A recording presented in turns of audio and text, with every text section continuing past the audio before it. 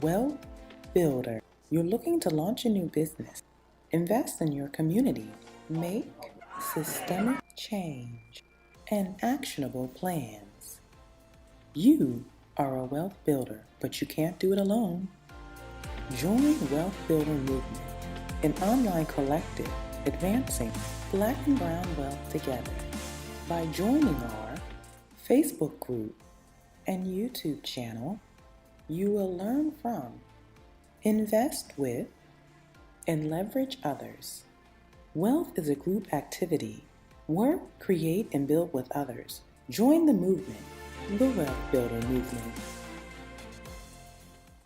The Wealth Builder Movement isn't about money, it's about peace of mind, hope for the future, and fulfilling your God-given purpose. You are a wealth builder. You're looking to launch a new business, invest in your community, make systemic change, and actionable plans. You are a wealth builder, but you can't do it alone. Join Wealth Builder Movement, an online collective advancing Black and Brown wealth together. By joining our Facebook group. Hi all, welcome to Wealth Builders Movement. We are so excited to have you guys joining us. We are doing this live and virtual for the first time ever. The Wealth Builders Movement focusing on Black and Brown wealth development. Well, before we launched into, going through all the talks and talking about entrepreneurship and real estate investment and stock market investment and just hearing about the state of Black and Brown wealth, we wanted to let you, our guests, know why did we even start this movement? Why now in the midst of COVID-19, in the midst of all the social injustice that's been happening but is now bubbling to the surface? Why is this relevant? Why are we talking about wealth and are we just talking about people getting rich?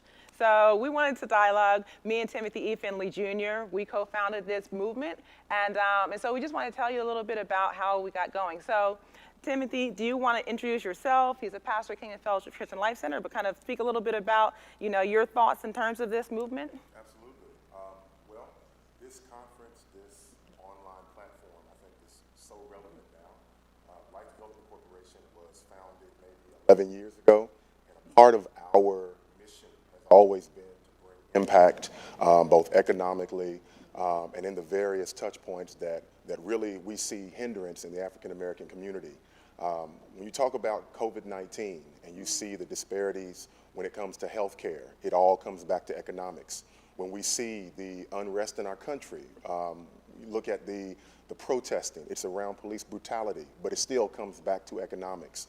I couldn't think of a better time to put a conference together to address these very, very real issues.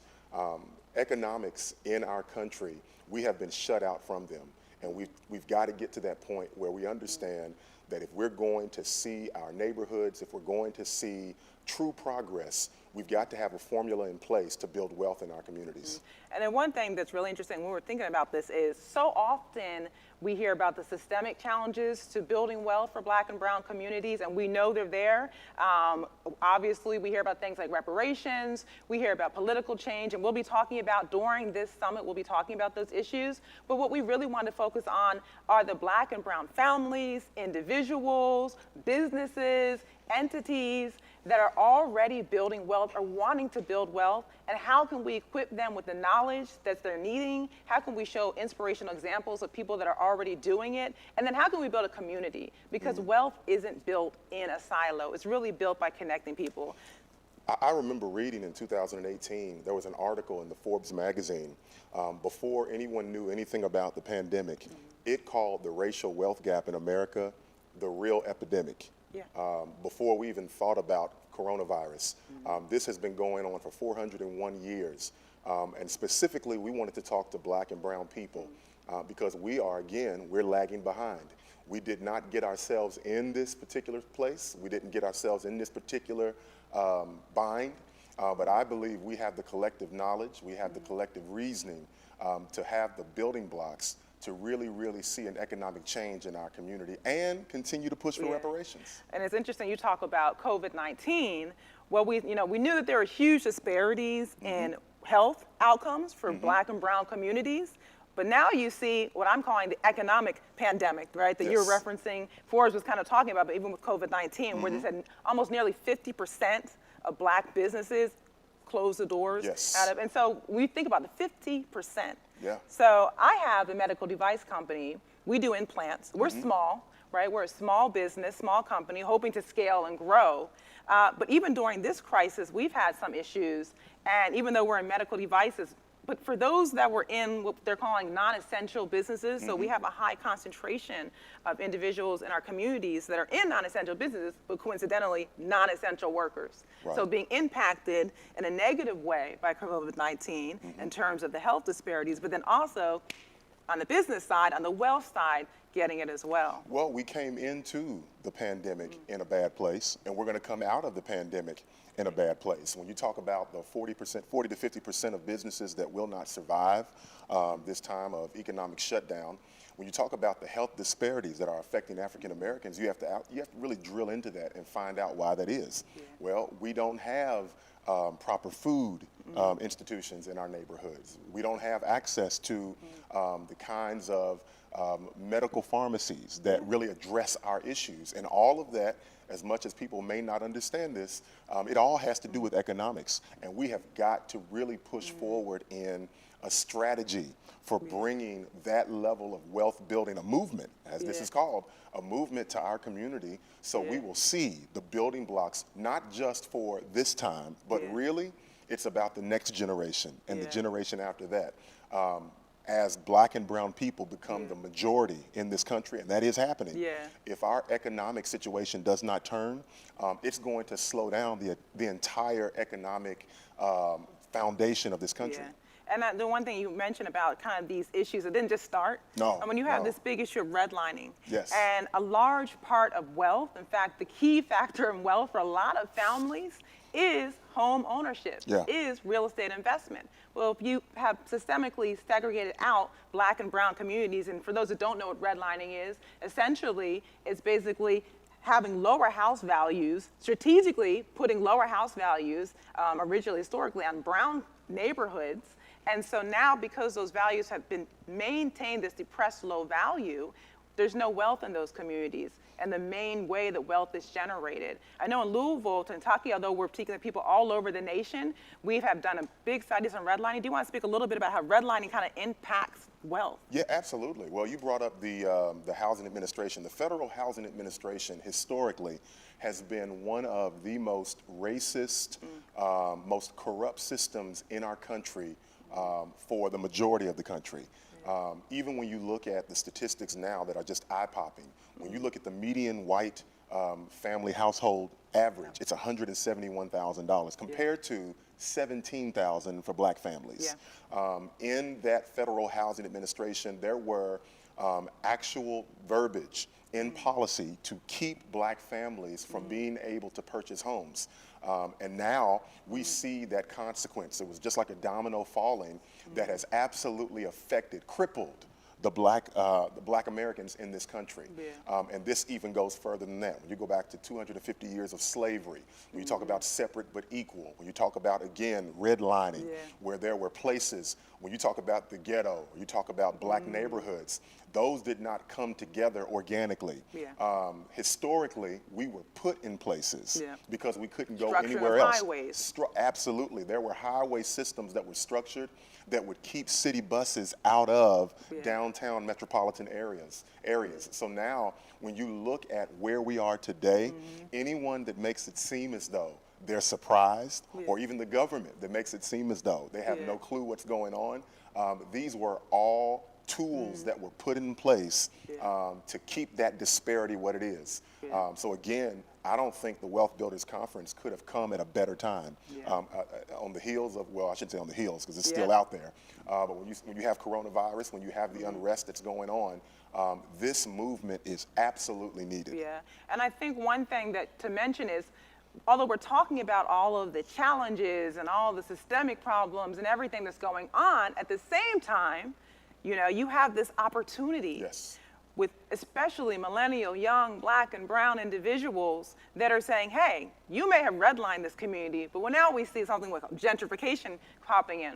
But we don't just want gentrification to be an exploitation of the community. We'll have speakers like Christopher Senegal, who was invested in the 5th Ward in Houston and found a way to actually participate in the revitalization process by developing an entire block, having that block be residence for people coming out of the prison pipeline, particularly black men coming out of the prison system, and then when the property values raise, being able to flip that and encouraging other black and brown families to then take those mortgages. So we can participate in the process of individually getting ourselves advanced in a situation that, yes, we didn't set up, but that doesn't mean that there aren't things that people aren't already doing. There aren't things that you want to do. And I know a lot of times we focus so much on the doom and the gloom. I think that also is kind of another form of oppression, because so many times people want you to think about what's not working well, what's not going right.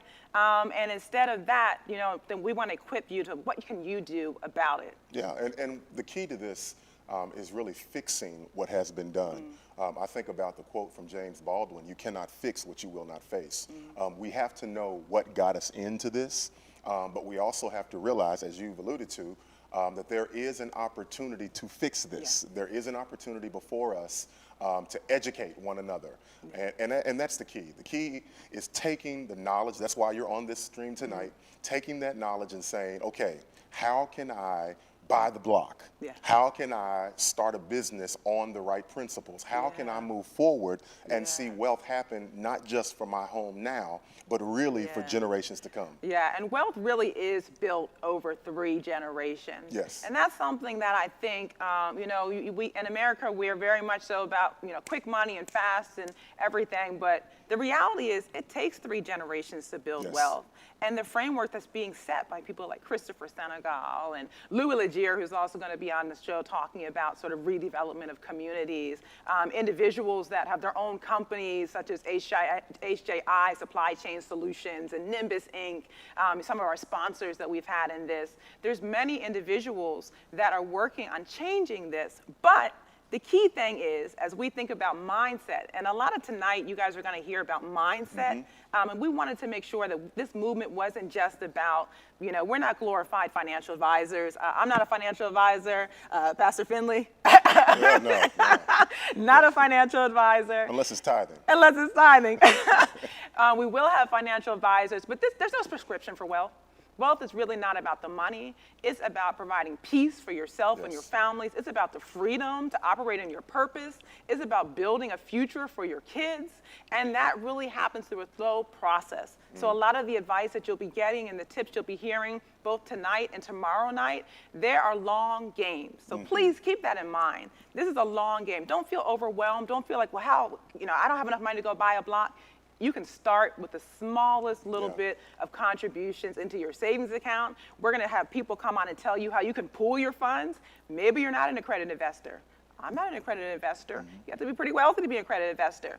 But you can actually pool your funds with friends and family, and there are legal structures that you can put together to do this, and collectively you can invest in projects and businesses in your community. So we're going to touch on all of those topics. Absolutely. And I think something that you said is so key. That when you talk about wealth, you have to think generationally. You have to think, like you said, it's the long game.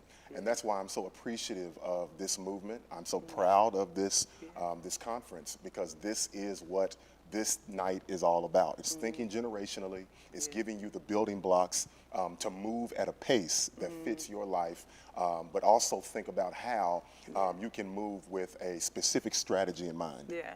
So one thing I want to, because you're specifically a pastor, and I'm a believer, one thing I want to bring up is this conversation around hope. We're kind of hit on all sides by coronavirus, and I mean we've had issues. We've kind of grown up in a system that hasn't really been stacked in our favor. Right. And there can be and there can be a tendency to lose hope and to feel like, well, the best I can do is survive. And so I asked you as a pastor, because I know that in the Black churches that we have a lot of people that maybe have lost hope, and you've interacted with them. How do you encourage people to keep going, especially in wealth building things, when it seems as though wealth and Black and brown, we don't hear those words combined together too often? Well, and we don't hear them, what I would say, correctly. Exactly. I think when it comes to, my faith, when it comes to hope, I'm unapologetically Christian. And I believe that a part of our faith, what informs me, is that I am not to live in poverty. I don't think that in any way, shape, or form points to some deeper understanding or deeper knowledge of God. It doesn't mean that we're going to all be humongously rich, but it does mean in light of all that's going on, what gives me hope is the fact that God loves me, yes, but also has given me a mind to go after the things that will bring levels of peace and joy and happiness. And you said something that I think is so key. Wealth is not all about money.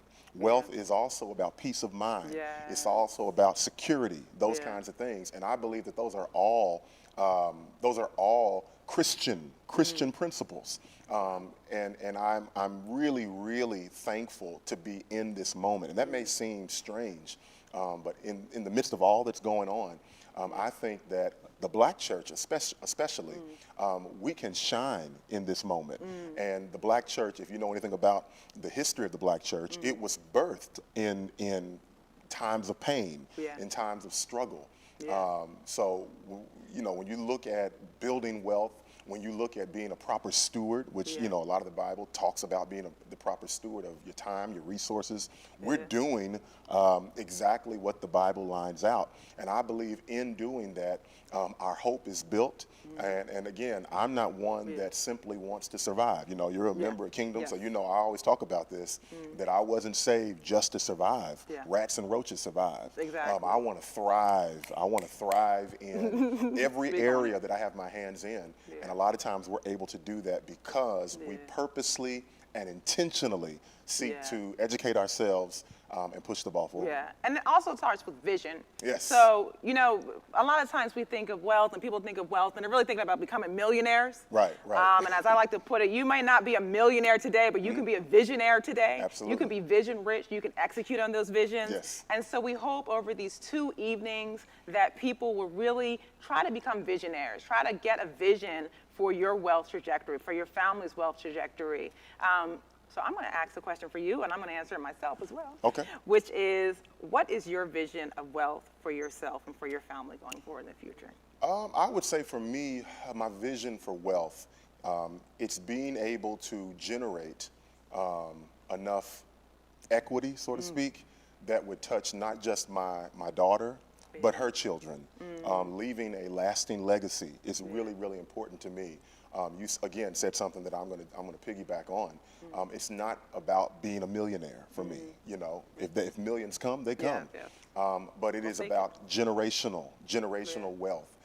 It's being able to establish in my lifetime ways and means for my family to come, not to struggle and not to, I think about the current president and how when he wanted to start his business, his father left him a very small loan Just of $1.5 million. $1.5 million. I may not be in that position to leave that to my daughter, but I want to leave her something that will allow her to step into the next thing. So many times in our families, we're not leaving anything. We're leaving recipe books, and that's fine. We're leaving all kind of different monetary things that really don't lead to wealth. I want to leave things, I should say, where my family and those to come after me can take those building blocks and then take that foundation to another level. It's interesting you talked about the building blocks, because like in my family, we didn't come from a lot of wealth. Like I have there's 11 kids in my family, so things were tight. Growing up, very tight. But the vision I have really is about setting up something. You know, I don't have kids right now myself, but I think about my nieces and nephews. I think about my siblings coming together. I think about us maybe coming as a family and building something. Yes. So I'm excited to hear kind of our next session, which is going to be on legacy wealth building. And we'll be queuing up a video in a few moments showing you just one particular family and their journey through wealth. But I'm excited for my family, for us to kind of start our journey. And you know, one thing that I have been definitely getting in my own mindset, and I hope that people will get through this, is that it's never too late to start. No. You know, you know, sometimes we go through all the financial advice. Oh, if you'd only started when you were 20, if you'd only started, That's not well, true. you know, that's not true. You can start, and again, it's built over 3 generations, so there's no reason not to start. So we'll definitely be. And wealth starts with you passing information on to someone else. So I even used the example just a few minutes ago about the cookbook. Well, if that cookbook you know, transitions or ushers you into a restaurant or a award-winning $1 million recipe that takes you to another level, that's a great thing. But we have to be intentional about what we're doing. Yeah, that's so true. That's so true. And one thing about intentionality really is getting advice and building relationships with those that have already done it and already been through it before.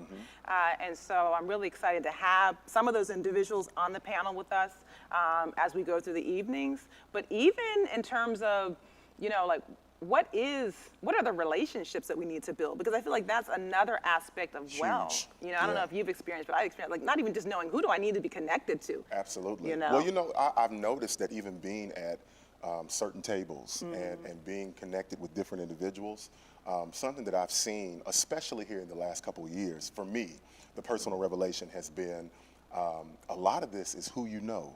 You know, and it's what kind of relationship you have with them. I think, again, tonight is so powerful because we have some very well-connected individuals who are going to be coming on and passing on this information. What I would love to see in our community, I would love to see those who have the knowledge, those who have the skill set, continue to do things like this and beyond to establish relationships with Black business owners. Those 40% of owners who are going to close up during COVID-19, we have enough resources, knowledge in our community to where we should be reaching out to them and teaching them things. But the problem is, until we can get to that relationship building reality, that kind of mentality, we're going to see the continued sort of fraction. And kind of not work in silos. Because Absolutely. we had done a live broadcast on the PPP loan process and everything. And I even say for myself, it took me a long time. It took several people reaching out to me before it hit me. Right. Go for the loan. Why not? It's really simple, really easy, right? And we'll have Maria Puche, who on with us later on, ending out this segment, who really was doing a lot of work on that. She was one of the people that actually kept coming up and said, okay, let me look at it and see. Absolutely. But there is a temptation, I think, for us in the Black and brown communities, just kind of silo off, to feel like we have to be the master of everything. Yes. Well, I'll give you another example. Here in the city, there was a grant that was given out to small businesses, and I didn't know anything about it. I had a woman in the office, Black woman, who called and said, hey, Pastor Finley, you need to apply for this. And that literally ushered in our knowledge of this particular grant. If she hadn't called, we wouldn't have known. We need more of that in the Black community. Yeah. And also not being, you know, sometimes we were hesitant to kind of reach out for help, because I feel that in both of the Black, so the brown community is, you know, large in part, you know, you have a lot of immigrant families that have come, and whether they've been here for generations or if this is the first generation.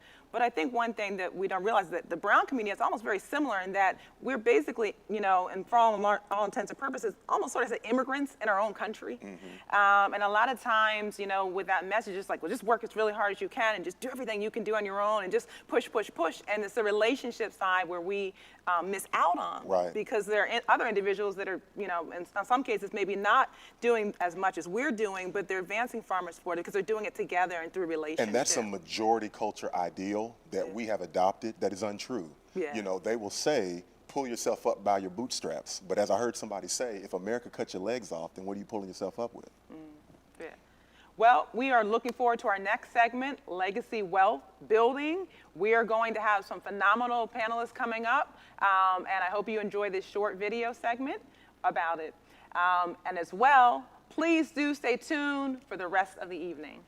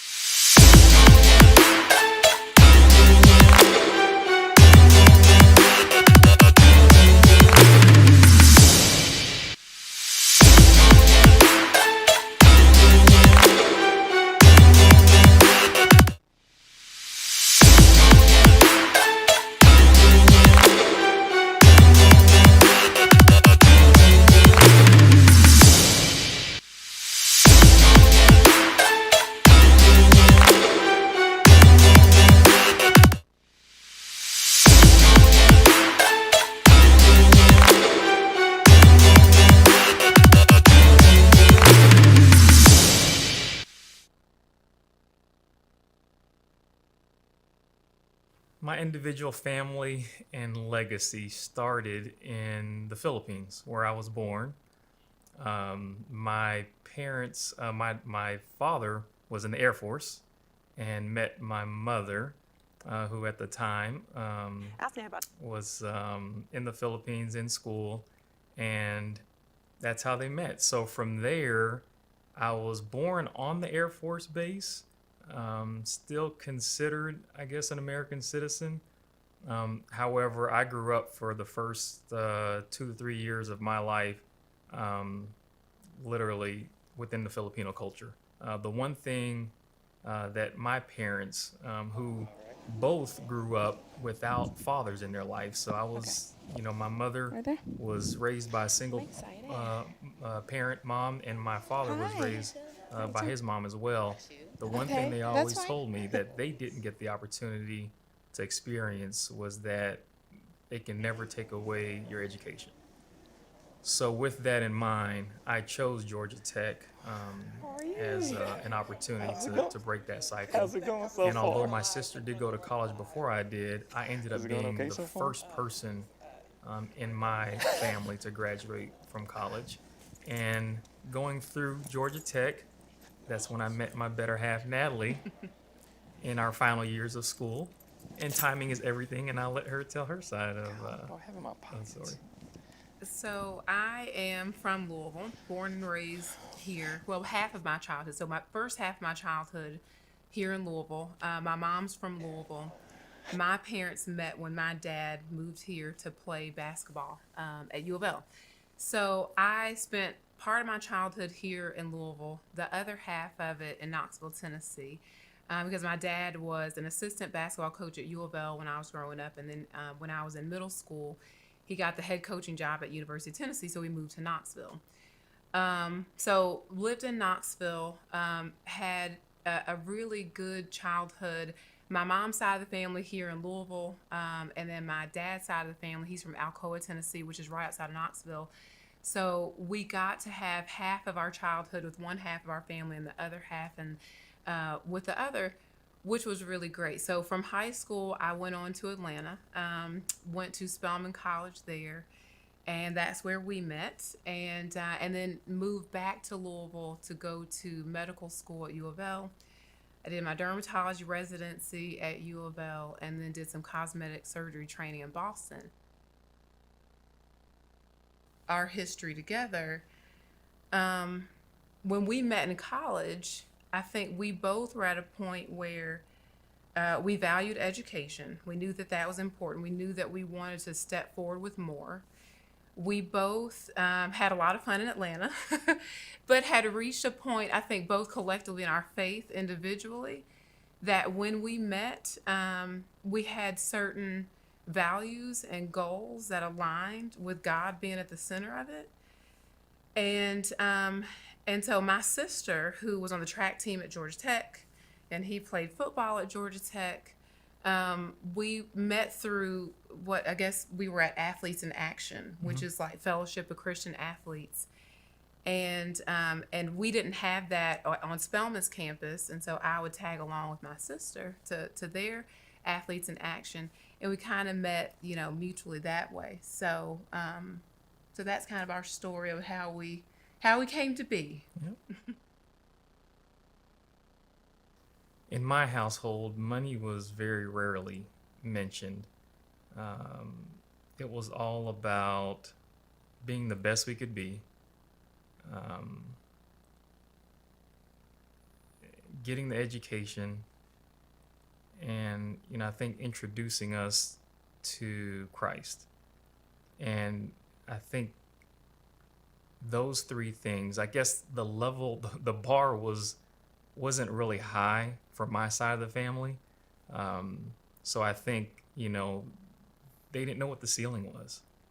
They knew it was there, but they just didn't know what, because it was uncharted territory for them. So it wasn't until I started, going to school and going home with other teammates and being asked to play golf at a country club, and I didn't know what any of these things were. Our version of spending or or enjoying summers was once a month dinner reservation at Red Lobster about 45 minutes away from where I live. So, and I thought I had it all. I thought I had it all. So, yeah, I wasn't exposed to as much growing up. I think wealth has so many different meanings for our family. When we think about just being good ambassadors of what we've been given, it's very rare because I do belong to the U of L Family Business Center, and it doesn't take long to just see that there's no generational wealth for minorities. Because of our history in America, we just weren't able to participate. We weren't able to, own certain land, get certain loans. So even house ownership, which most middle class Americans were able to pass down from generation, really didn't happen with most minorities. So I just look at my role in where I am is just being a good ambassador of what I've been given, growing that, and leaving something to the third generation that they can hopefully grow and not mess up. Uh, However, the statistics show that the third generation is the entitled generation, and they don't see the struggle of the founders. All they see are the benefits. So, we've had to do quite a bit of, family business governance to create a constitution that really outlines our expectations of the third generation.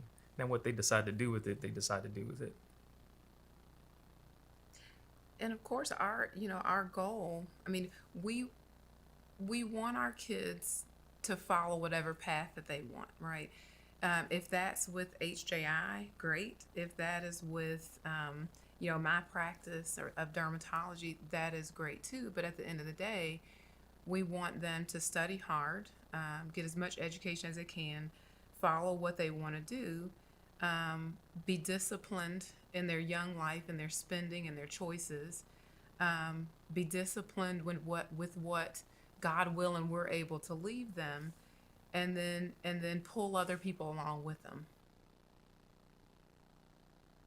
One thing our kids won't be able to say is that they didn't have this. That's what we talk about, all the time. How do we put ourselves in the best possible position to do whatever you want to do, whether it's give back to the community, volunteer time, talent, treasure, whatever it is, you're gonna have something. What you do with it, right? Well, hopefully it's good. And unlike our parents, I will tell my kids, you don't have a job. Like all of this, I am doing this. And if you want this type of car and if you want this type of house, you have to go to school and you have to make some money. Like I don't remember my mom saying in those words that you have to, if you want this, you want this. Like I feel like this generation, I don't know if they're workers. It's the question mark is there. But I want my children to know that you have to work equally as hard, at least as I did, to expect the things that I have. So you're not just gonna coast on through, and because they are coming at this as a third generation, and my parents have worked hard to build a company for them, and I'm working hard, and he's working hard. So they really will have a little nest egg, this third generation. But I need for them to know that it's not there for you immediately. You've got to go to school and you've got to work and prove that you're responsible enough to handle what's been given to you. Because I don't know, they're gonna be blessed, they're gonna be blessed. And I just hope that they realize it. And so like my mom did, she really hammered in God in the center, and God is everything and it can be gone. We're trying to do that with our kids, because I think if God is the center and you realize where everything else flows from, no matter how much money you have or what you become, that'll just, hold you tight, and money is, fleeting, really, you know. So I don't know. We'll see. We'll see. We'll see what they do.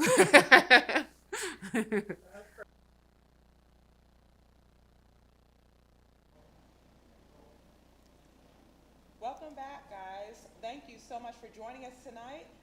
We are here with Conrad Daniels and Martha Puche. You just saw this phenomenal video, the story of Conrad and his wife, Dr. Natalie Houston Daniels, talking about wealth in their family. And Martha Puche is here to give us a little bit of financial advice about how we can really prepare strongly for legacy wealth. So Conrad, I want to start with you because we just saw this phenomenal video.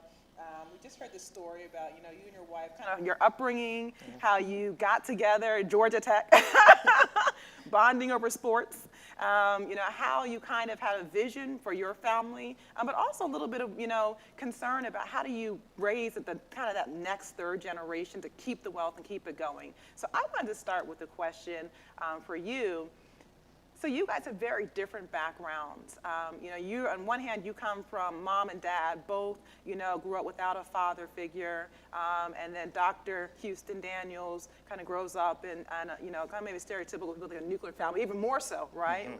You know, family business and everything that's going on there.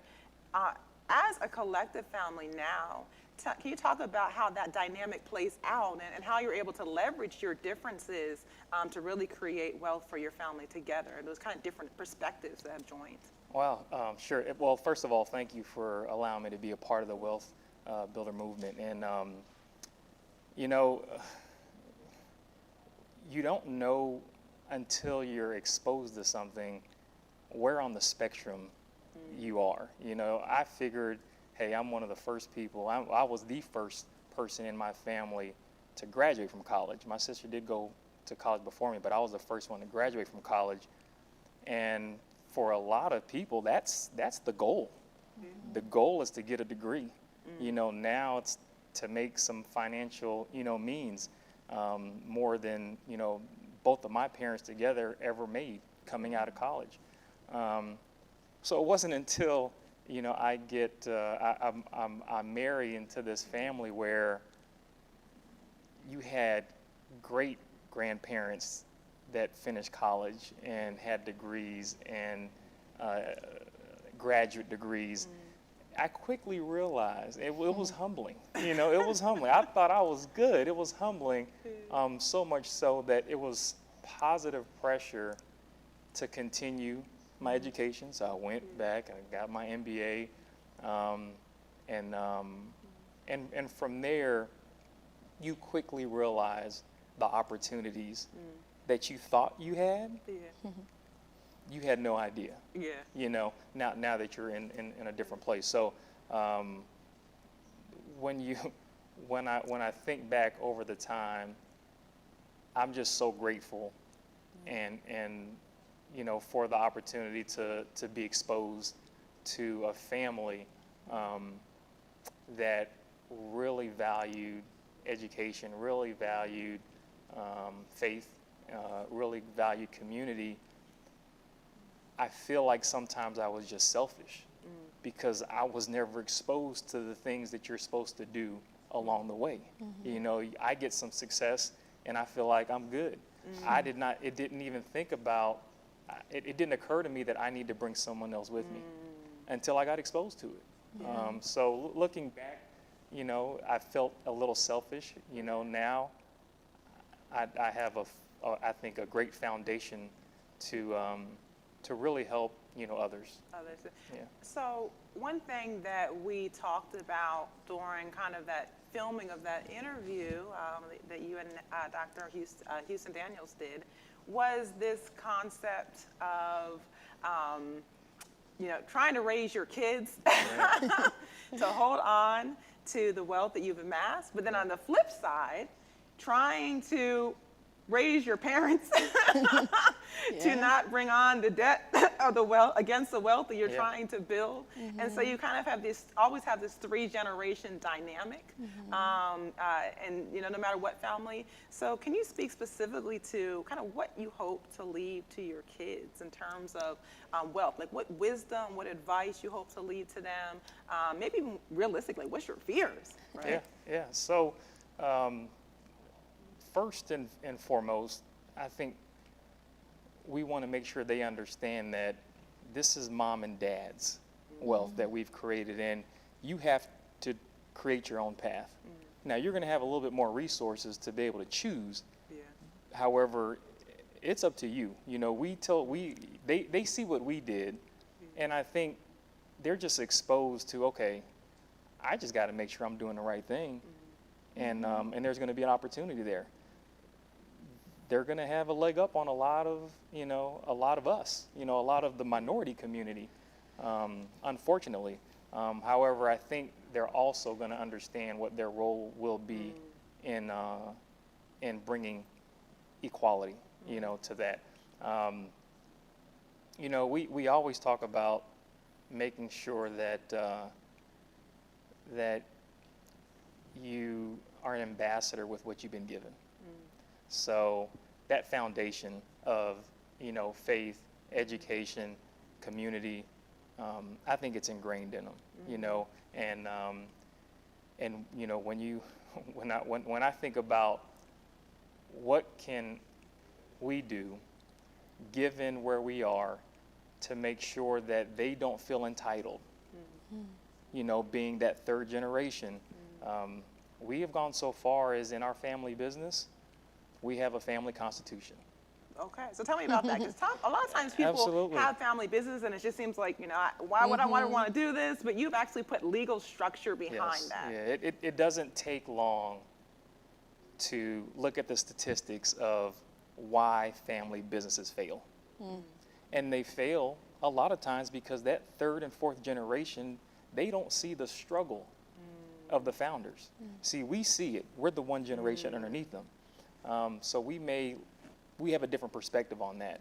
So it was important for us to make sure that that generational wealth gap doesn't widen with our family, and that we continue that on. So, when we talk about what's in our family constitution, we talk about how we hire family, the minimums that you have to be a part of this family business, because we want this family business to not be the default, but we want the best of the family to be like, I want to be a part of that. So we talk about addiction, what happens when a family gets into addiction.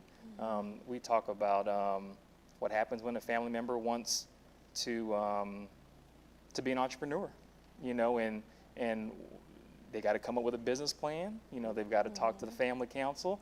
So we try to address all of the things that we have seen being affiliated with the U of L Family Business Center.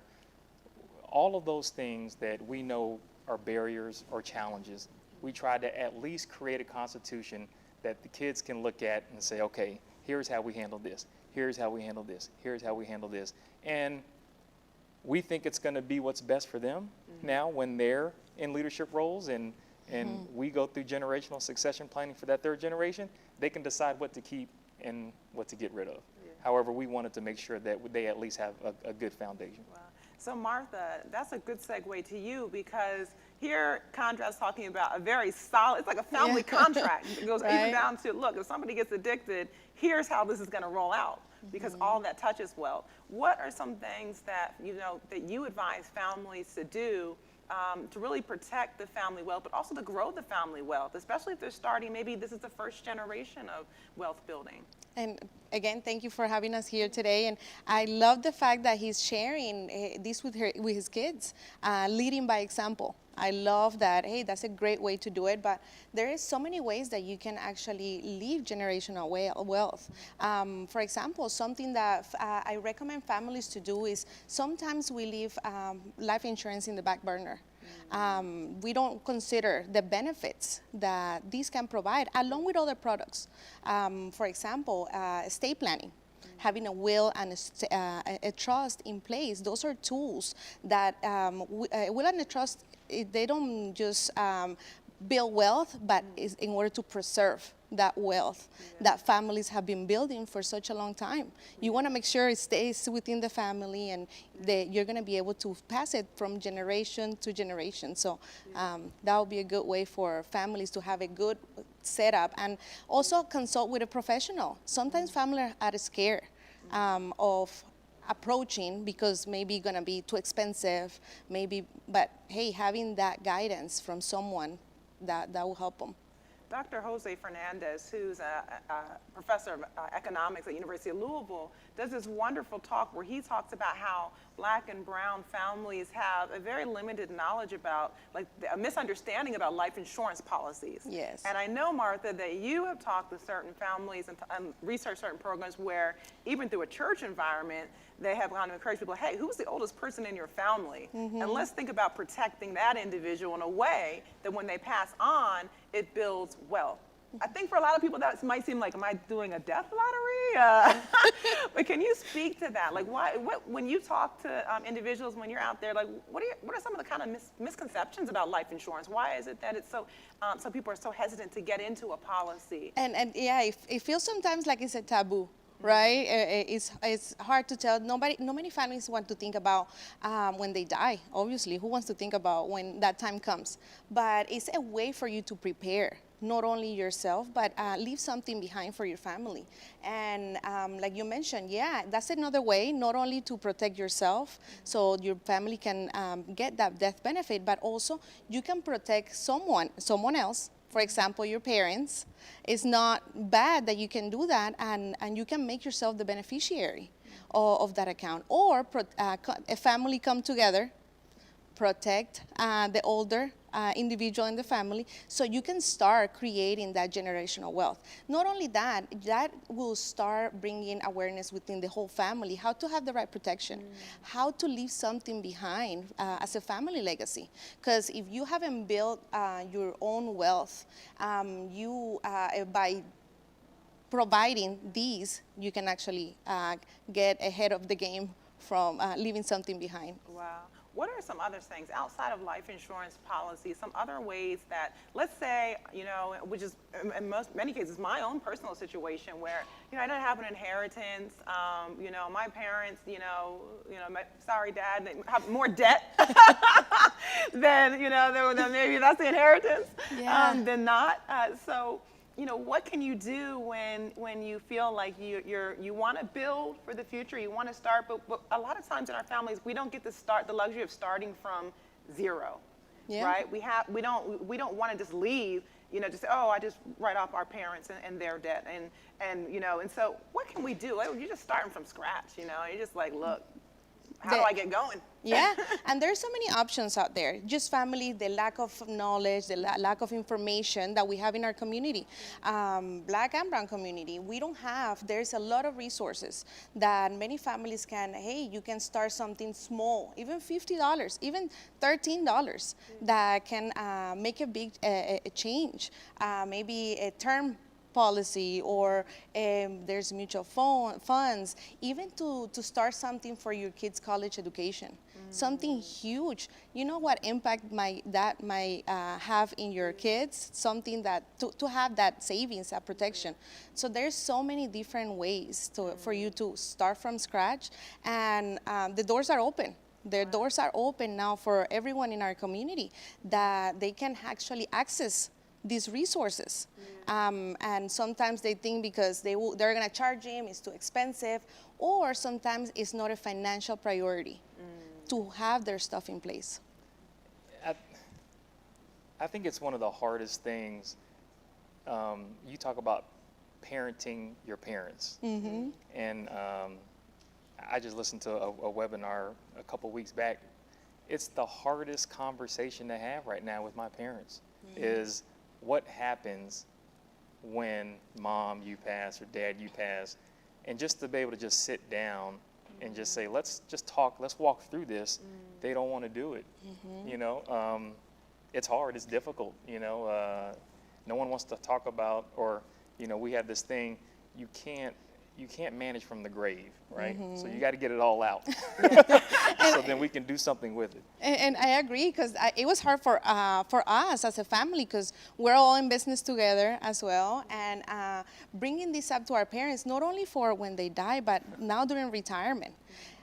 Us as their kids, guiding them through how to have that retirement, how to be set for retirement, it was hard, because they're like, oh, I already know. And bringing life insurance where when they die, he's like, well, my dad was like, well, that's not gonna be my problem, you know?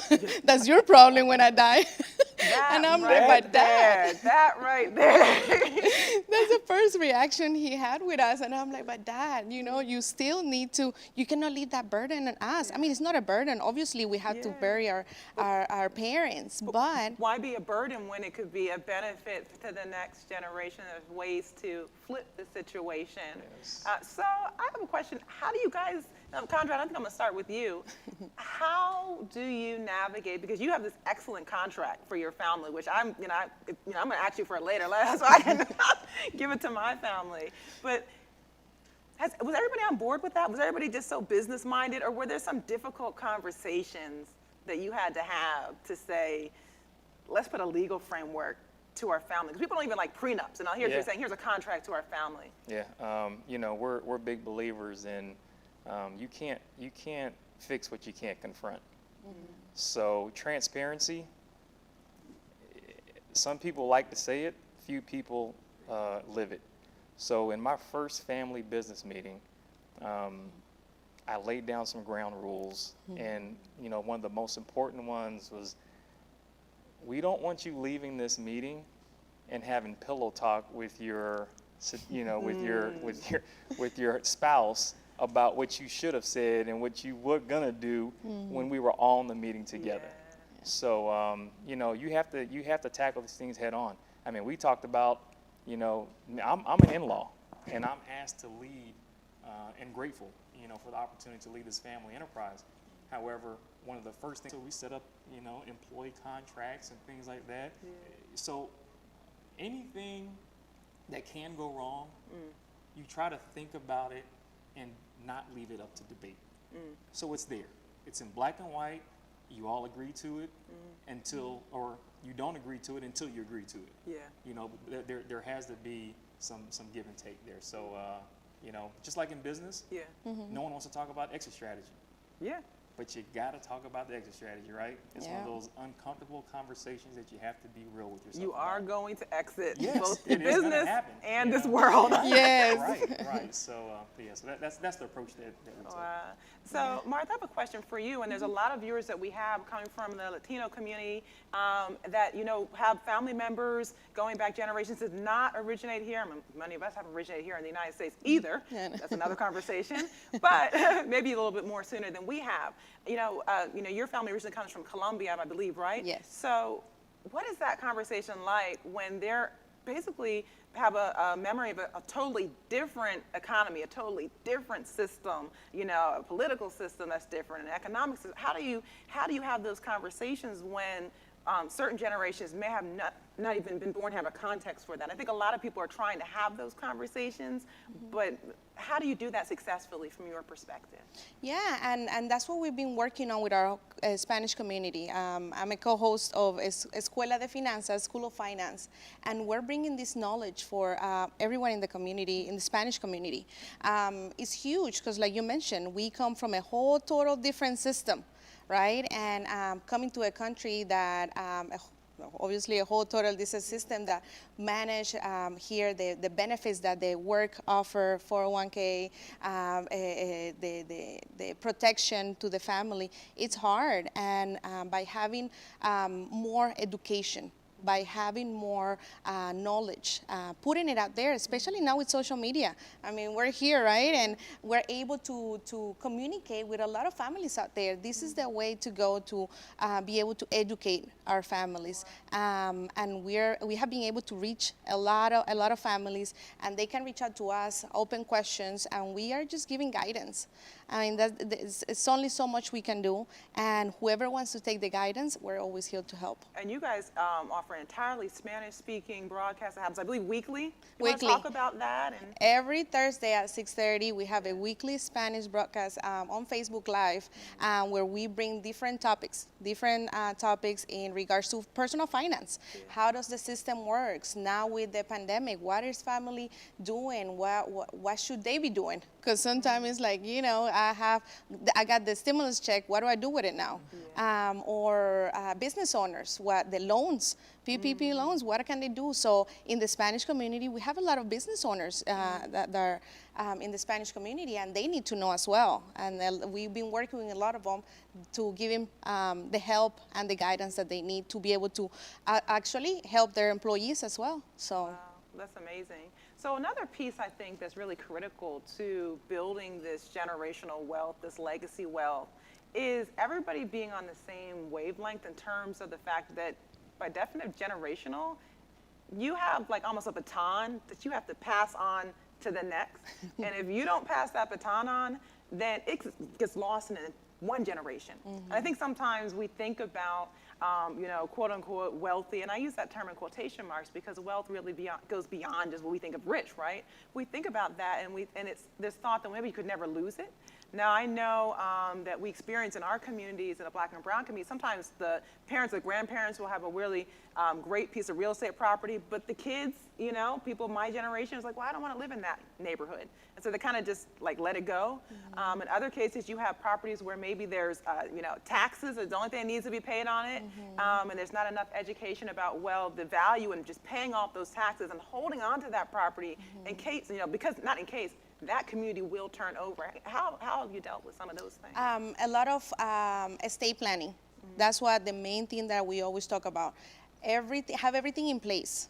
Have a will, a trust, work with someone that is going to be able, attorneys that are always there helping, giving them that guidance. For example, what's going to happen to a property when that person is no longer here? Who's going to take care of it? Who's going to continue paying for it?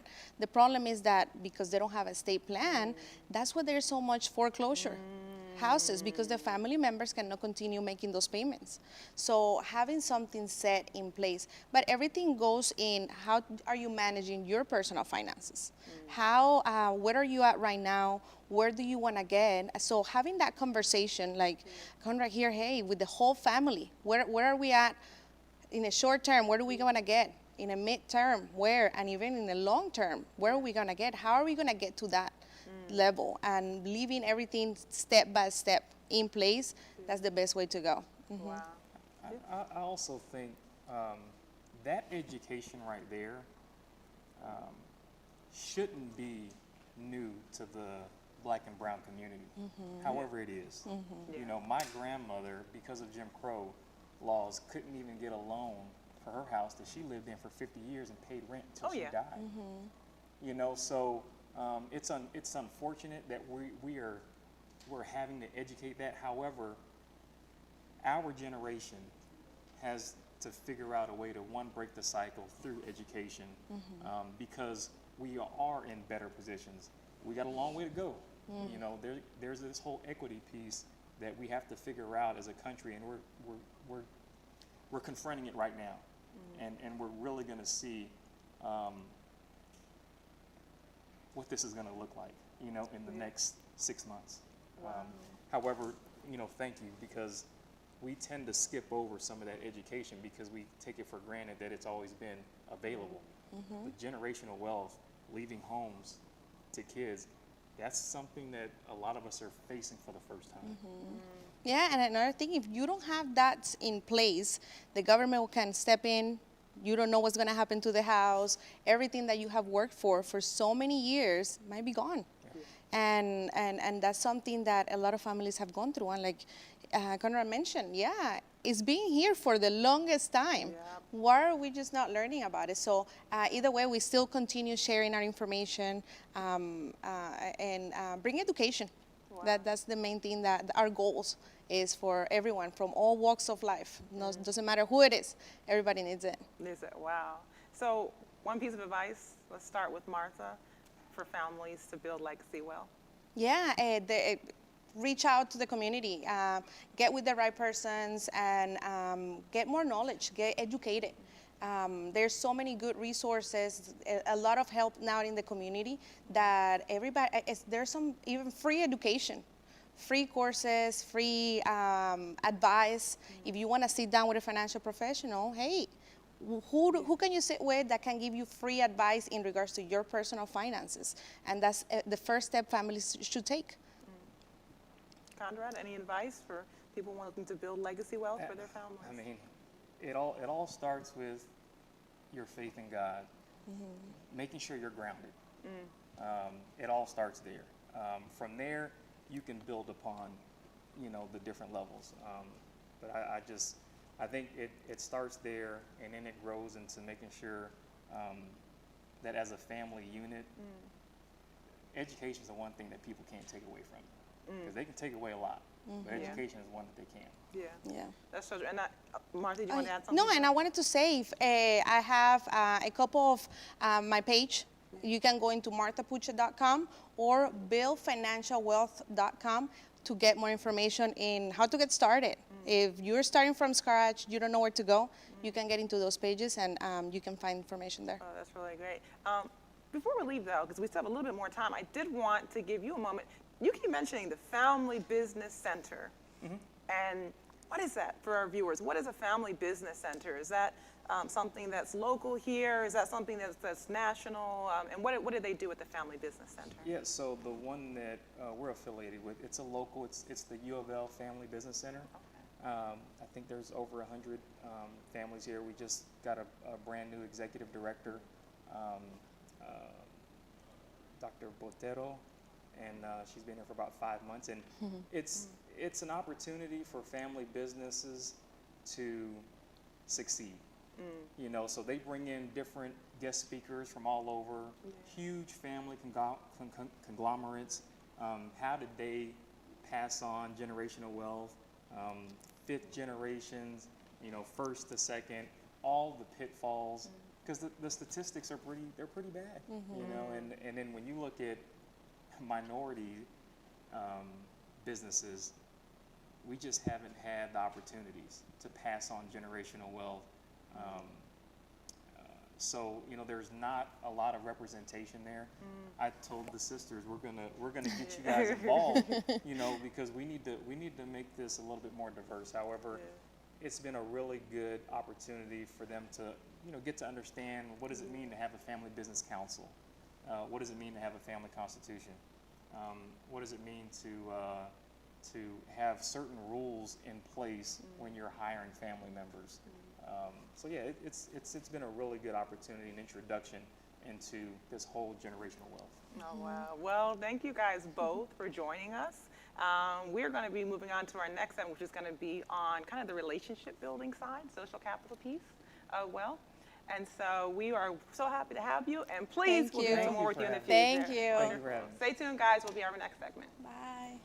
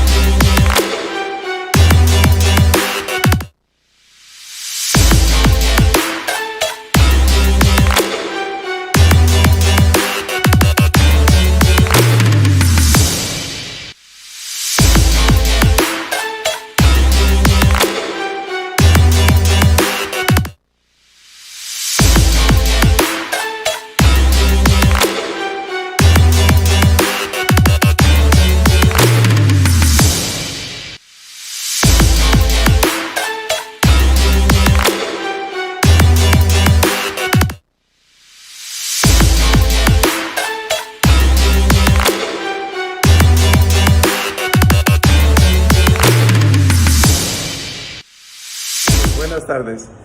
Estoy hablando de aquí de los Aztecas. Mi nombre es Saúl García. Estoy llamando o haciendo un llamado a toda la gente que desea o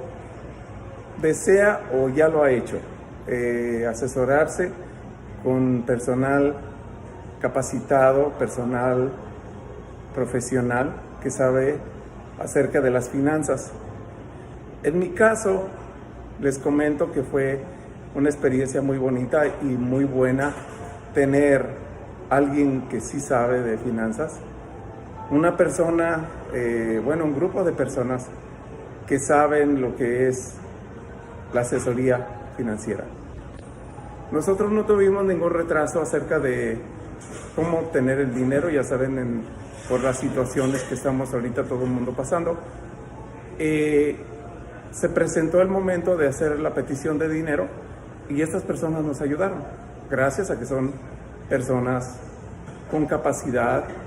A veces nosotros pensamos que lo podemos hacer solos, sin ninguna ayuda de nadie, pero lo que pasa es que podemos cometer errores que nos pueden causar la anulación o retraso de obtener un préstamo, de obtener un documento, de obtener el apoyo financiero que necesitamos.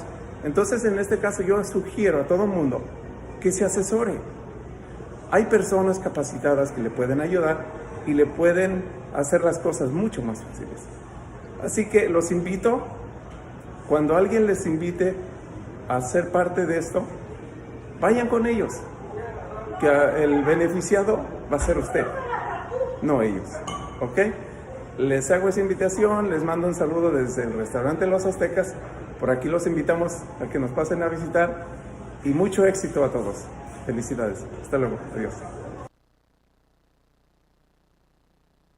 Hey, what's up, guys? My name is Zia Lee from zswag.com. So social capital to me means using lifelines, unlimited lifelines. This isn't like Who Wants to Be a Millionaire where you get 2 or 3 lifelines. This is real life, and fortunately for you and I, we've got unlimited lifelines. We can phone a friend as many times as we want, and if they get annoyed, we can call another friend, and we can outreach to professional consultants and get complimentary coaching if we want to, and hopefully you end up hiring one of those coaches and not waste their time. But I started my business 10 years ago with $800. I don't have a formal business degree. Well, maybe you could say I now have a street MBA, learning and doing and experiencing business. But for me, what I've done is leveraged these lifelines by making friends, building relationships, and not being afraid to ask for help. So I took the $800 that I earned from washing dishes at a hotel to a very profitable business over the course of the last 10 years. So my message to you is leverage your lifelines, ask for help, go to Google, call a friend, reach out to strangers that you've never met before. In fact, this morning I called a author that I highly respect, and she gets paid $30,000+ to do a 30-minute keynote. She gave me an hour of her time for free, just because she wanted to help me out, because I was willing to put myself out there, be vulnerable, and ask her for help. And she did. So, what are you waiting for? Go ask for help. Use up a lifeline.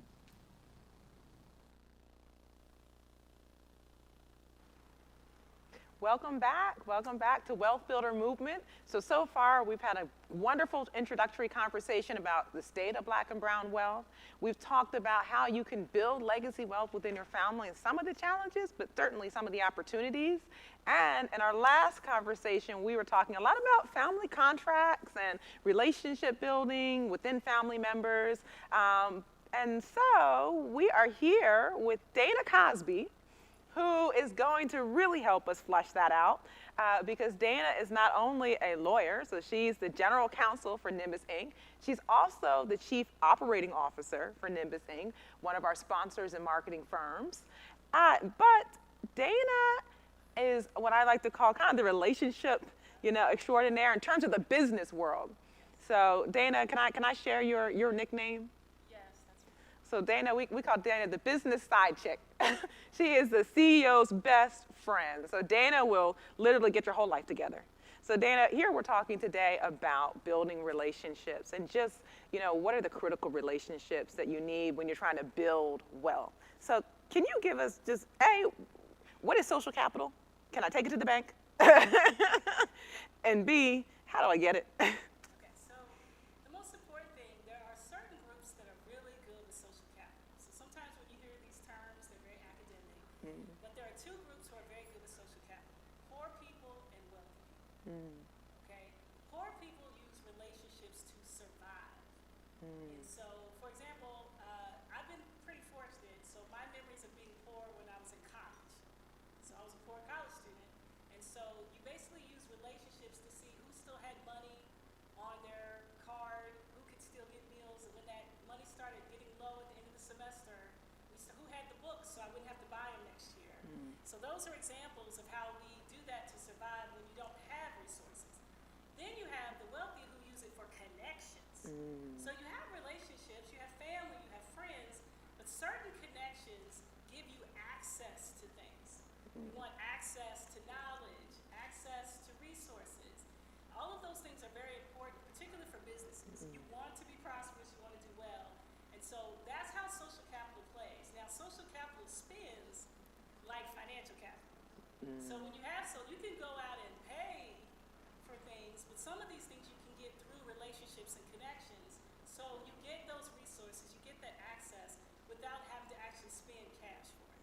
Oh, wow. So a lot of times when we're thinking about social capital, a lot of times we kind of think about it in those two compartments, like you said, like the poor and the wealthy.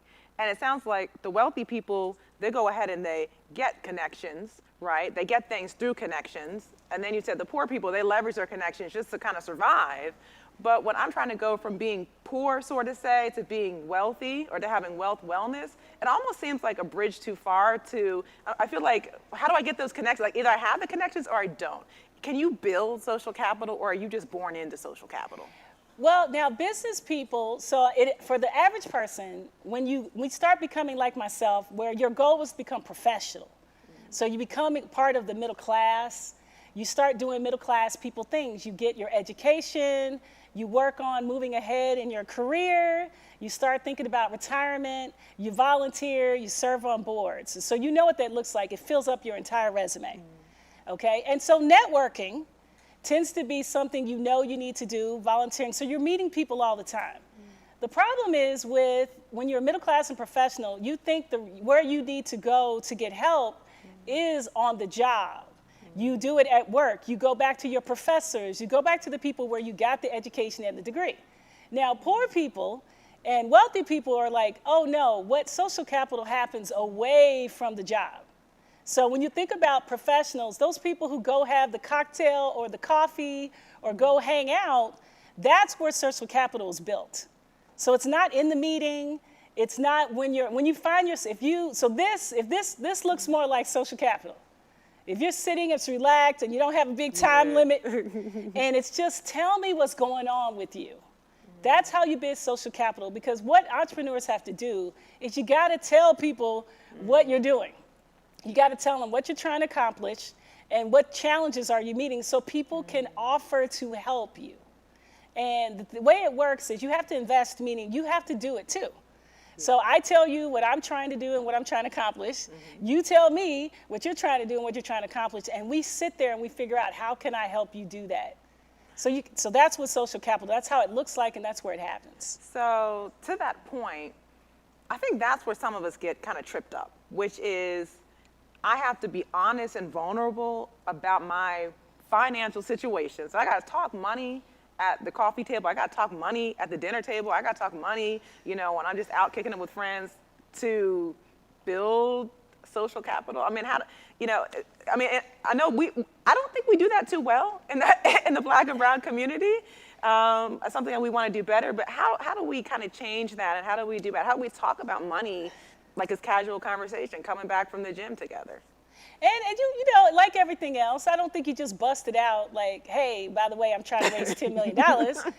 But it's about forming relationships. You got to date the person. Yeah. A lot of times I think, like with some of my female friends, they want to meet somebody. So their goal is to find a mate, okay? Now, you know, lots of people meet their mate through introductions, okay? So you can go online, you can do all these things, but let's be honest, a lot of times, I mean, that's how I met my husband. We were introduced. And so how do you get, if you don't tell people you're looking, if you don't tell people that I want, then that's a vulnerability, but how do you get people to give you that connection if you don't tell them? And I think some people, once they, because it's true, we get conditioned to hold your cards straight, don't let people see your cards, don't let people know, like in fact, as a professional, as you know, as an attorney, I need to look like I got it all together. I need to look like I know everything and I got everything, and that is a lot of pressure on professionals and middle-class people who they need to look like they got it. And there's so much pressure. But I think when you get focused on acquiring wealth, when you start having a goal, when you start saying, I want to be married by this age, I want to have my business have this many customers and clients, then you start realizing social capital is one of the best ways to get to that goal. So as long as you focus on the goal, it gets so much easier. Yeah, and I think that's interesting you said, feeling like you have to look like you have it all together. I know for myself, and I'm always telling, you know, at MEMSA, this is our kind of, you know, motto. So, okay, we want to get some information out of somebody. We want to build, play dumb. That's the best, because people that have knowledge want to share, but they want to feel good about the knowledge they have. Oh, yeah. So sometimes, you know, it makes people feel good to be able to share. And there's a lot you don't know, but I think sometimes we come in wanting to prove how much we do know, that we miss out on letting that person just get relaxed into the conversation and just, you know, let them narrate. Sometimes, you know, that's part of the social capital scene. If you are, let's say you know where you want to go. Let's say I'm an entrepreneur. I know I want to start a business. This is something hypothetical. Let's say I know I want to start a production company. Okay. And I don't have any production friends. And I don't have any friends of friends that are in production. So is it as easy as me just kind of going on, I don't know, where would I go? Would I just Google production people and just send them a cold call? Well, you know, in this day and age, people are finding ways to connect through social media. So I would say, when I started my career, that would have been a very hard thing to do, because you would have been limited to the people you know in the place where you live. I mean, I'm old, but I ain't that old. So we did have the internet, but we didn't have social media. We didn't have Facebook. We didn't have ways to go, because people are forming groups. So right now, as the business side chick, I work with a lot of Black women-owned businesses, and they have formed groups. They have gotten together and said, hey, you're over there in Atlanta and you're over there in DC, and we're all going through it, so let's get together. And they talk. I'm trolling.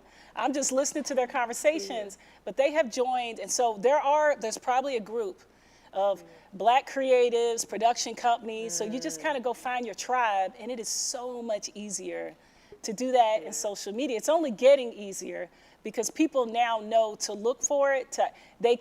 You can get yourself out there and say, I'm in production, anybody want to help me? And there's a way now you can hear from people in a way we didn't have before. Yeah, I think people undervalue LinkedIn. I mean, there have been so many times where I'm like, we need to get this bit of knowledge, right? And I will just go through LinkedIn, and I will connect and send people messages, hey, here I am, I want, da-da-da-da. And yeah, maybe, it's only 3 out of 20 people that respond. Right. But all you need is one person with the knowledge. So I know LinkedIn, I like your point, because LinkedIn is a great way. And there's so many things like Facebook groups, even with the Wealth Builder movement we're trying to do, right? I mean, there could be somebody in this very group, right? And this very collective that has what you need. But I have another question. So I'm trying to build wealth. Yep. We know that there's basically 3 primary ways to do it. Yep. Through entrepreneurship, through the stock market, through real estate investment, right? Right. Who do I need to form relationships? If I had a starting lineup, right, a top 5 of relationships that I needed to really get this wealth train moving, do you have a kind of top 5, or even maybe a top 3 you would recommend? Who do I need in my corner? Some essentials, like obviously an accountant probably, or maybe not. Oh, now see, that's the thing. The interesting thing is accountants, lawyers, you can pay them. Yeah. So if you have, and what people have found out with me, if you have a lawyer friend, Angelique, you might be able to take them out for a drink of coffee and get that question answered. So you could go spend the money, and there's plenty of lawyers out here who are very knowledgeable and capable, but there's an hourly rate associated with that. So social capital spends that way, which if you have that relationship, but but you're gonna have a relationship with an accountant anyway. And so I can't say that everybody has turned that accountant relationship into a social capital. It could be a client, professional relationship, but you can see the benefits. So if you're not getting chummy with your accountant, I could give you an example. I grew up in a household where my parents were business owners. So, and that's why I've seen how social capital works, because my parents weren't business owners when I was younger. And so most of the people at our family get-togethers and occasions were Pookie, Nene, and Ray Ray from the grown up. And we have a big family, and I just grew up in this environment with people because my parents are from Louisville, and it was all this hometown stuff. As my parents went into business, the people showing up at the family functions were now their accountant, their lawyer, their banker, and these were people as their child. If I had a question, I could call them up. So their CPA became my uncle, the insurance guy became somebody I'm David and Anita's daughter, and so you can just call them up and say, hey, I'm thinking about doing something. Well, do you know how you're gonna get paid? And so you have this way of so my parents extended my social capital beyond my friends and family. I got to inherit it. So social capital was a pre-existing condition for me because my parents developed it. And so that is, as you become an entrepreneur, who you consider to be your network. So you could pay your accountant, but sometimes, it's not, your accountant's good, but you can't get to them. But those are those necessary, so you're gonna have them regardless. So what I would say is maybe your social capital is not the people you can pay, because you can pay those people. So if you can't figure out how to get free legal advice from Dana, you can still go pay to get legal advice. But what about those people who wanna help you get clients? Who know people? I mean, one of the things you'll happen in social capital is you can ask yourself, how many introductions have I made? How many people am I hooking up? That's what somebody who's doing social capital, you're getting hooked up. They're saying, let me introduce you to somebody. When you're in a conversation with somebody, I know somebody you need to talk to, and they actually make the introduction. And you get the introduction. That's how social capital plays.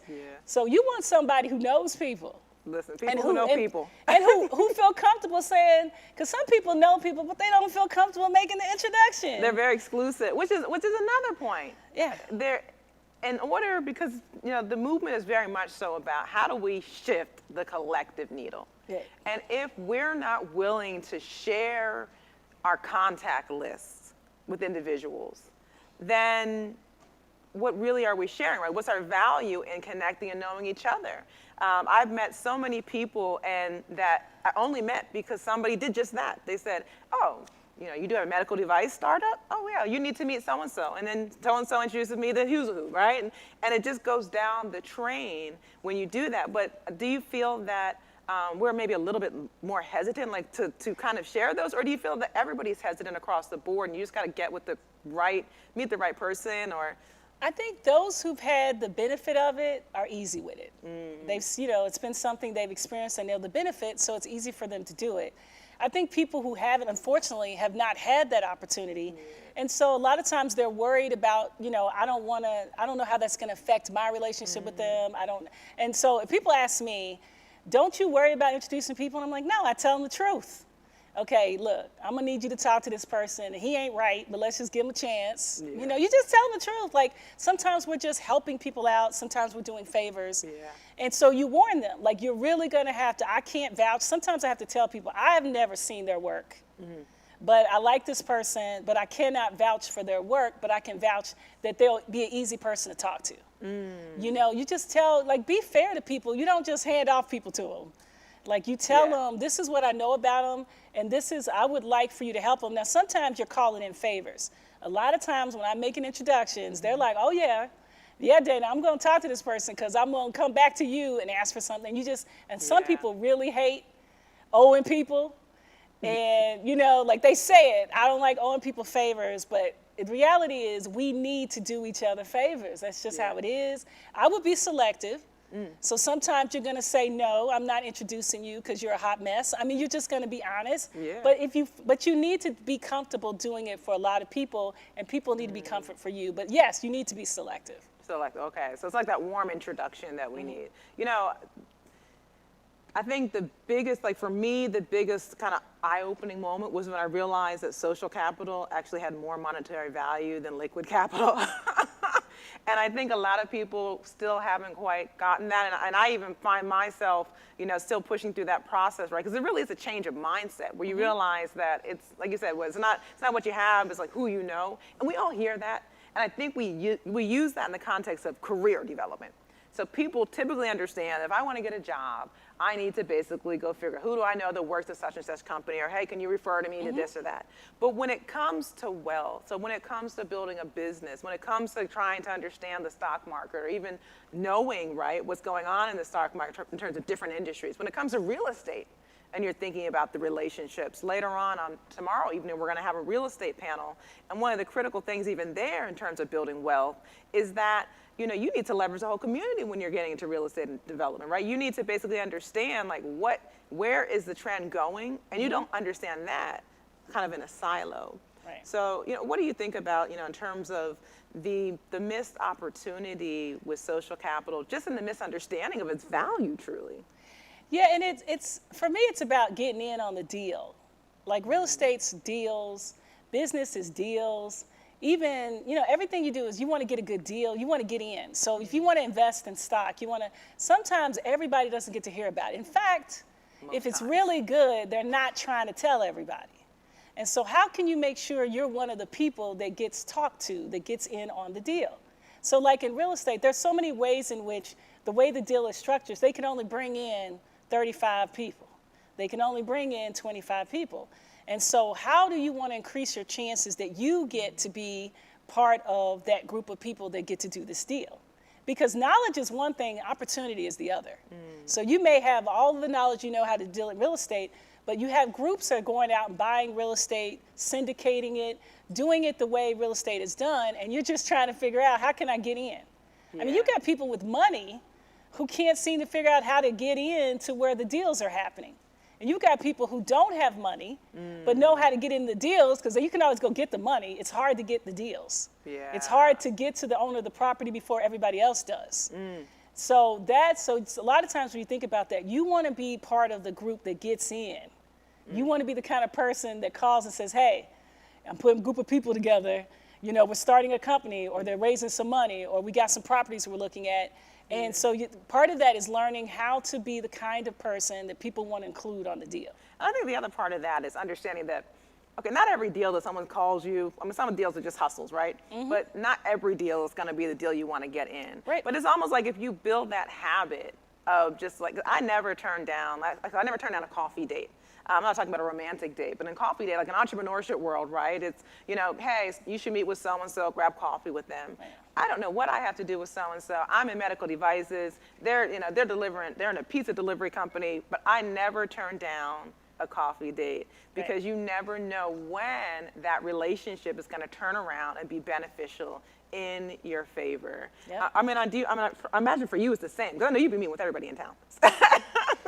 Yeah, I mean, I'm in my hometown, so, you know, and I have a big family, and so there's so many connections that you can have that you don't think about. I mean, people try to tell you that, like, you use your connections. So some that it's your first grade teacher, it's your people. Now, I was pretty geeky and a know-it-all in first grade, so sometimes people have reputations when they were younger that don't really serve them well as adults. Okay, so you might not be going back to your first grade teacher because the way she remembers you, she may not be willing to introduce you. But for some of us, understanding that all of those relationships may end up being very beneficial to you. And so, like what Angelique said, make time for it. Like, the biggest problem for a lot of people is this sounds like it takes up time. And it does. Everything does. And you only have so much time. So that means you've got to make time to meet with people. You've got to look at your calendar and say, so how much do I have to invest in social capital? How many hours a week or a month am I going to make sure? Now, some people who are really savvy about this, so when I was younger in my career, somebody advised me, Do not eat at your desk. You need to be having lunch with somebody every day, Monday through Friday. Don't ever eat by yourself. You're building your career. This is the time to develop your connections. And so you better have a lunch date every day, Monday through Friday. So don't worry about it. You're doing too much if you do Saturday and Sundays. Yeah. But Monday through Friday, if I walk in here and you're sitting, eating your, at your desk, lunch is the time when you build social capital. Okay. So and for me, right, as an African-American female, being an entrepreneur in a very white male-dominated space, it can be really challenging to forge relationships at times. And I had to learn the knack for that, right? Because you don't want anything to be misconstrued.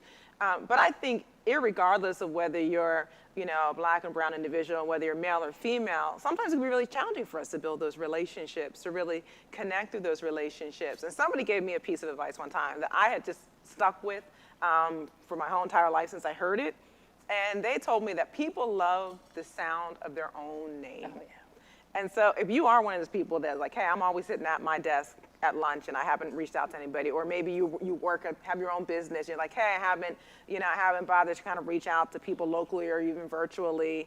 Or maybe you kind of pass people all the time, kind of end up in the same function all the time, And I had a situation where I was trying to build this social capital, sort of say, and people, for whatever, they couldn't remember my name, couldn't remember who I was, although I felt I was pretty identifiable, being the only African-American female in the whole entire group.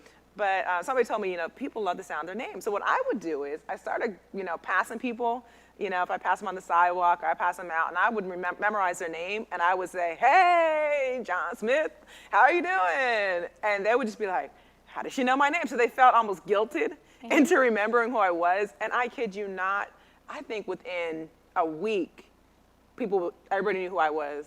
People were like, hey, why don't you come with us, come to lunch. Hey, why don't you come hang out with us, over here, whatever. And then I was able to build that social capital. And one critical piece about that building was when I got to lunch, when I got to the after work things, that's actually how I ended up picking up the entrepreneurial spirit, because they were talking about business and startups and, and all the pleasant, and I was like, whoa, these are the conversations I was missing out on. Just kind of being isolated. Yep. And it is like, so building social capital, don't forget, it's social capital. And so you already know, some people already know how good they're going to be at that. You already know how comfortable you are. So you've got to figure out a way that works best for you, because it needs to be authentic. And there's nothing worse than inauthentic people. Hey there, how you doing? Yeah. That's not going to work. I mean, you think it's going to work, but we're all going, who is this person? Where'd you come from? Right, you got to know what is authentic. I'm fortunate because I grew up in Louisville, and Louisville felt like a small town for me. And so, like, my dad is really outgoing, and so he tends to find ways to start. He's a great conversation starter. It's like he makes everybody his friend. I've actually, my mother noticed one day that I was walking around wishing every man on the street happy Father's Day. And I didn't even realize I was doing it. Like, if I just saw a man, I didn't know if he had kids or not. He just looked over a certain age, and I was just walking up going, happy Father's Day. And my mother's like, you are so much like your father. Because that's what you find authentic ways. And, everybody's like, thank you. Hey, thank you very much. And so I learned that having this authentic approach to dealing with people, I want to get to know you. So I'm one of those people, I learn from others. I want to know your story, because your story is going to make me understand how the world works, gives me another piece of the puzzle. So I don't care who you are, I make friends no matter, everybody in the building. So if you're the cleaning staff, y'all be surprised, I don't think y'all be surprised, how much information about a company you can get from the people who come in at night to clean up right? If you're willing to get to know them, man, they see everything, they know everything. But because I grew up in a small town, that comes very easy to me. Like, I'm not comfortable. If you're coming in my office every day and I don't know your name, that feels weird to me anyway. Yeah. And I see you every day and I don't know where you live and I don't know how many kids you have. And so it's really, social is real. Like, if you invest in it, if you get to know people, you get the rewards. So a lot of times, but that's why I said it comes easy for me because of the way I grew up. We don't have strangers. We don't like strangers. So we got to quickly make you into somebody safe and somebody we feel comfortable with. And you do that by getting to know each other. And so you do it quick. You start finding commonality. So in business, it should be a lot easier because at least you have that in common. So you can, everybody, business is like when you're in school, at least you have something in common to start the conversation. And then it leads to those more personal, intimate details that are really helpful to you. So we know social capital is something you invest in, just like all other forms of capital. Yep. By nature of that, there are certain legal constructs. I mean, you think about, I'm going to ask you because you're a lawyer, right? You think about a contract is basically, here's some legal parameters around our social relationship. Yes. Yep. And one thing I think that you are always saying is that a contract is just only as good as the relationship. Yeah. So really, it starts with a relationship that's solid, and then you're just putting the legalese around it. So can you talk about that? Because I think sometimes we meet people, we even get into business with people, we're investing with people, and we don't have a contract. Here we had in the previous segment, Conrad Daniels talking about he had a family contract, which is novel and new, right, to many of us. But even in our business operations as entrepreneurs, I think a lot of us are operating without a contract.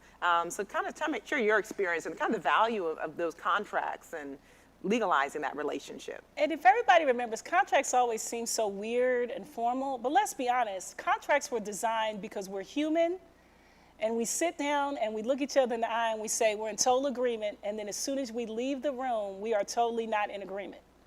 Like, we need to understand that we think we're in agreement, but when you put it in writing, it's supposed to make us feel like, yes, this is what we agreed to.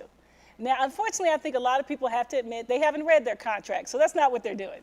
They use it as like insurance. I've got a contract so that way I can make sure I get paid or it's legit, but it doesn't actually capture all of the things that they've agreed to, but that's the purpose of it. And so like you said, there's family contracts. I just got a call, so I don't know if you guys, so one of the business owners that I work with, she has found love.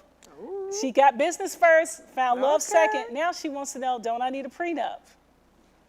Okay, and it's like, wow, that's a contract for you, right? It's like, whoa. And I'm listening and I'm thinking, well, you might. Like, that's a good question. So what goes into that? So there's all these contracts. So when I do business with family members, when I negotiate, I do a lot of negotiating. I think it's best. I think we stay friends. I think we stay getting along when we have a contract. Because I feel like it's the misunderstandings. You remember one thing, I remembered another, is what leads to everybody getting, that's what really feeds, like when we can say, like when you play, spades, when you play games, let's go look at the rules, that's what your contract should be like. Like, you remembered it one way, but can we go back and look at the rules? I think that's a great way to keep people getting along. Use your contracts to set the rules, everybody agree to it, and then let that guide, so when everybody remembers it differently, you have the rules to go back to. Oh, well, Dana, I am so glad that you joined us. Okay, we don't have much time. I think we got maybe 60 seconds on the clock. Oh, that was so fast. Can you give me a 30-second last snap social capital piece of advice, I think the most important thing is that you're always investing in social capital. So every chance you get, so don't think it's just something you put on your calendar. You're doing it all the time, and you can lose it too, just like any investment. So be careful. If social capital is personal support and encouragement, then public attacks would be the opposite. So try to avoid that, try to stay positive and encouraging of other businesses. Avoid bad-mouthing them. Just stay in that positive, encouraging, supportive mode. And that way your social capital keeps building and you never take a hit because someone sees you being negative. Awesome.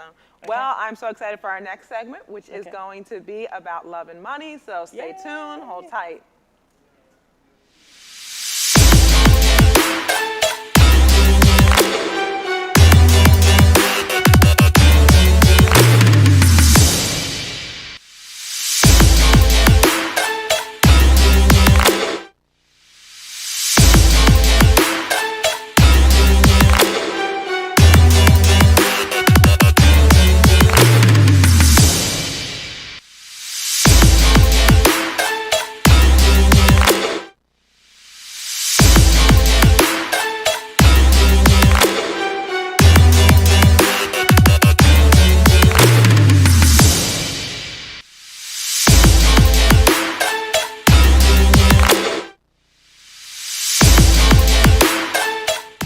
Wealth Builders. This is Jelani Kerr, and this is my wife, Janice Wooten Kerr. We're here to talk to you a little bit today about asset protection before you make those vows.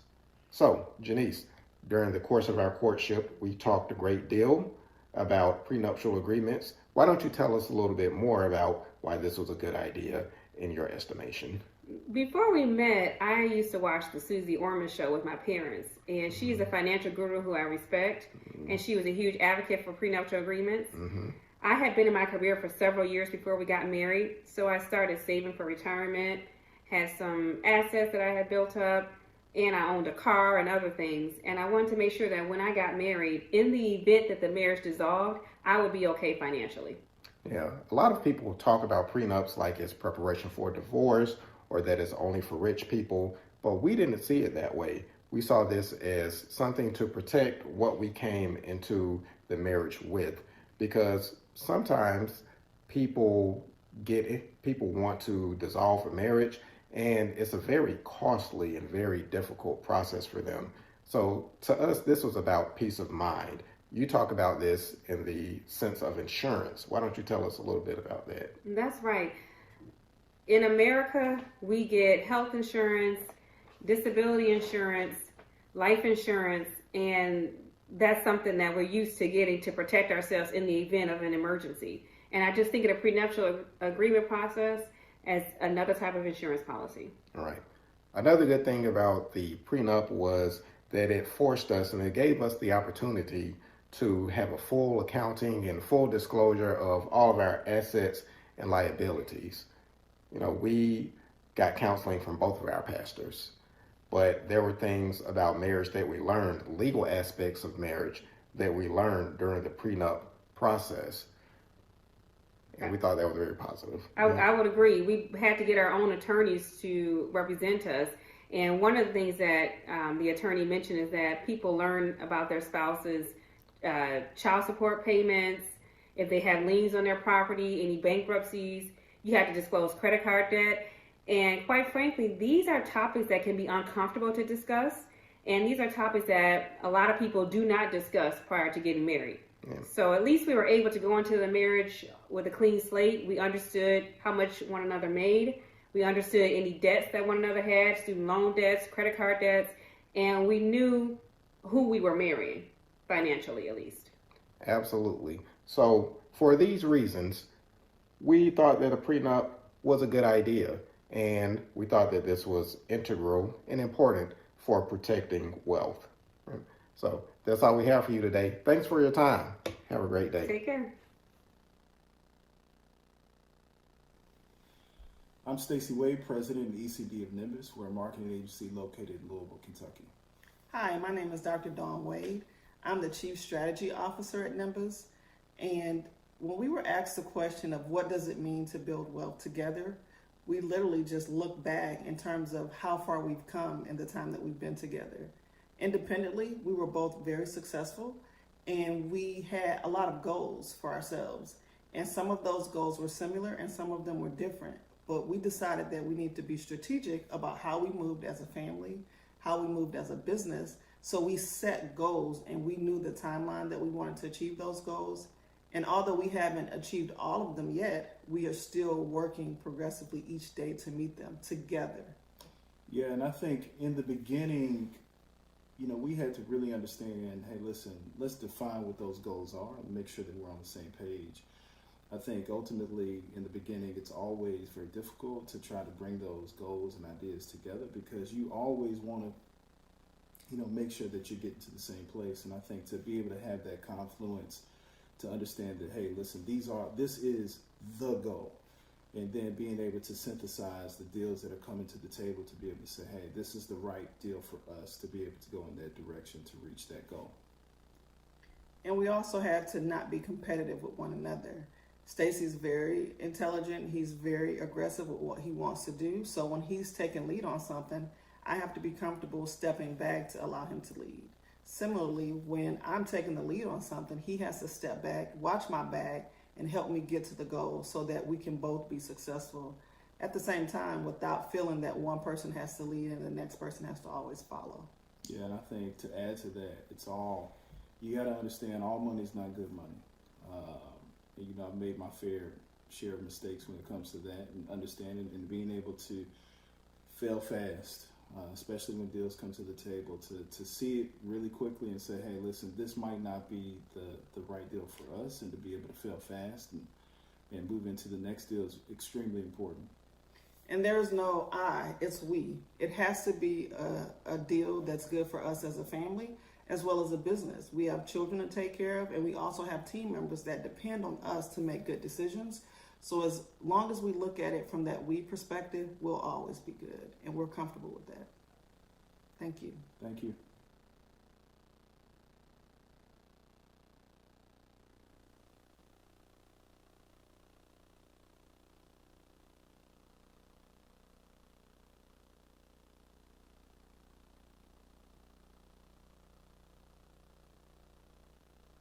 Talk about love and money. So how do you do business as a couple? How do you integrate your business into your marriage? And I'm so excited because I am here with the Sean and Tia Edward. Woohoo! But y'all didn't bring any bourbon with you? Not today. Well, Sean.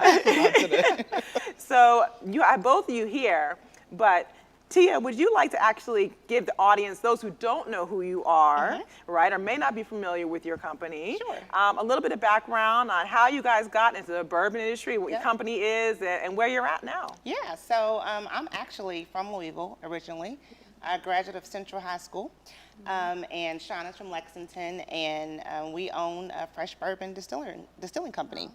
So we actually do a lot of traveling, and in our travels, we would ask questions about, when you hear Kentucky, what do you think about? And people would pretty much say horses, bourbon, and Kentucky Fried Chicken. And we wanted to make a change really in something positively and have a good impact on something. And so we felt like the bourbon industry would be a good place to make that change. Oh, wonderful. So, Sean, why don't you let us know whose idea, because I love how Tia said we, and I want to know, was this an organic we idea, or was one of you, who first came with the idea that we're going to do, of all things, bourbon distillery? I came up with the idea to do it. We own a couple other businesses, and I'm partner in a couple other businesses, a construction company and a dry cleaners. And just to be honest with you, I think I was tired of people at one time dealing with the dry cleaning industry and some of the folks I had to deal with. And I did say that I really wanted a product, and really I was really very prayerful about it, and was blessed with the idea of bourbon and coffee. Two products. So we're working on the bourbon first, and then we'll work on the coffee later. And so I talked to Tia about it, and she was like, well, let's entertain the idea. And so we went about putting the pieces together, and it's very interesting what we found, that nobody had really traveled in that arena. You know, there was a lot going on. It's an $8 billion industry. We miss out on a lot of opportunities, not just as far as product per se, but from the chemist and the other background pieces that go into the whole tourism industry surrounding an $8 billion industry in Kentucky that we really were not even a part of or having any benefit from. I mean, there's no secret that, when it comes to liquor advertising, liquor sales is predominantly advertised to our communities. When it comes to sharing in the wealth aspect of that, we are predominantly cut out of it. It's a very exclusive club, I can imagine. So how did you guys cut into that particular club? But then also levering from that, how did you just get your first, what was the first step? A lot of research. Oh yeah, well, we did a lot of research. I mean, we started in 2017 putting the pieces together, and trying to put a team together, and doing a lot of research on how to do it, who can we talk to, working with some consultants, and we just want to be really authentic in what we were doing, as far as, and people can do things different ways. I mean, everybody has different approach, but for us, we really wanted to be into the detail to have something that we really put together. And so that was it. Our first step really was just really talking about it, looking at the situation, like I said, I run 2 businesses, and Tia has a very demanding job, you know, as far as in the medical field. And so we wanted to make sure that we could do this, and it fit into what we're doing. And so that was the first step, really, is just having a conversation about, is this something that we really want to go after? Yeah. When was, because I know that even in just non-romantic business partnerships, I've had several business partnerships where it was love at first sight, and then we got into the nitty gritty, and it was like, loud, maybe not. But we know in a marriage, you can't always be loud, maybe not. Yeah. So when you were building this, kind of what was that first point where you realized that, whoa, we might need to, protect the marriage as we're building this business? What was that first kind of challenge that you came into kind of building this together? I think Sean and I have been very intentional in our prayer life when it comes to our marriage and our relationship. And so we don't make any moves unless we pray first.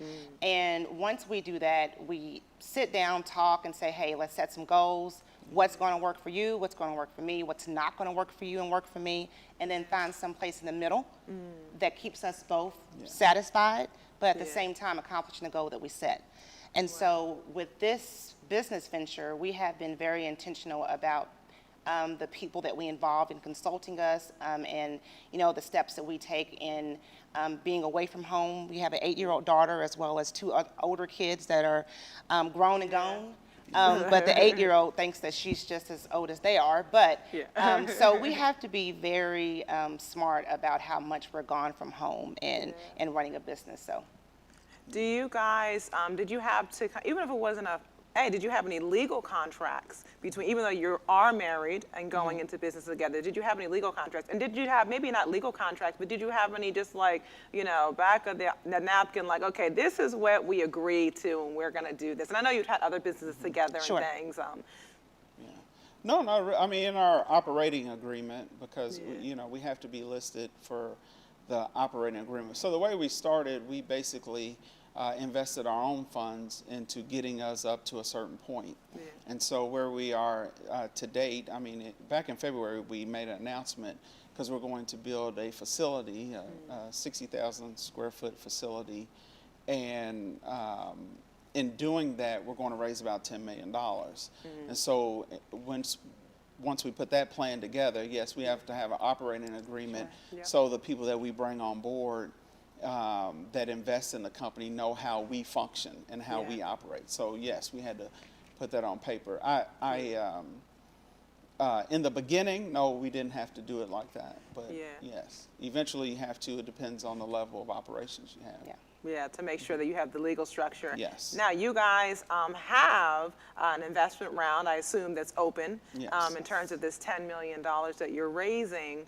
You want to talk about your experience with that? Like, just the, kind of launching into, had you had investors in other businesses that you had done, Sean? Or no. Is this the first time that you're going to be dealing with the investment? So, back to conversations. We had a conversation because, I am a somewhat of a risk taker. I've been in business for myself for 20 years, and Tia's a corporate person. Very conservative. Yeah, very conservative. And so we had conversations about that, and so Tia was saying in our conversations we didn't want to take a heavy debt. We didn't want to take, because actually we could go to the bank and get the money so we talked about it, and I said, well, I don't want to shoestring a business, so I've shoestringed 2 businesses, trying to put the pieces together, and and I didn't want to do that again. So, and especially that's not good to do in a marriage, trying to put the pieces together and figure it out. So we decided to go into, we basically funded our first round, which putting the piece together, and then going into our second round. That's why we said we'd bring on investors and sell about 25% of the company in order to move forward with our next steps. So along those same lines, so you're looking at bringing investors, so like you said, that you can kind of basically leverage other people's money, but bring in also probably some solid partners, I imagine, as well, because we know that there's smart money, and later on, and at least in this summit, we'll be talking specifically with venture capitalists and different investors about that. But tonight, as we're talking about love and money and kind of this, bringing in investors, have you ever gotten any feedback or is there a relationship navigation to investment? Because if you're a solo founder, or even if you're a partner with somebody you're not married to, I can imagine that the concerns would be different if somebody is thinking about investing into a couple in terms of just sometimes couples break apart and things. So you have the operating agreement that you put in place.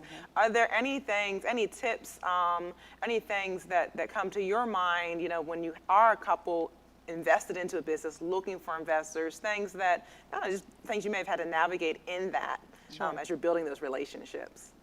You want to answer that? Yeah, I can. I think there is. The operating agreement is important. That just lays it puts it on paper. So as long as everybody's clear on paper what's going on and what will happen, and the moves that'll be made, the board structure. I think even investors, they have no problem with that. Now, I would think, just like me, if I was investing or anybody, if we were at each other's neck and trying to ask people to come on board with our crazy environment, I wouldn't invest in a crazy environment. So, I think they look and they understand that, we relationship-wise, we have a very strong marriage, and we're both committed to our marriage. So they understand that, they see that.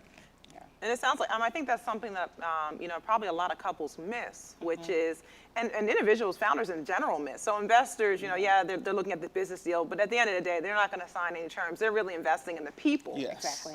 And even if you have founders that aren't married, sometimes founders, are already, there's some tension. They might get in the room and there's some tension there.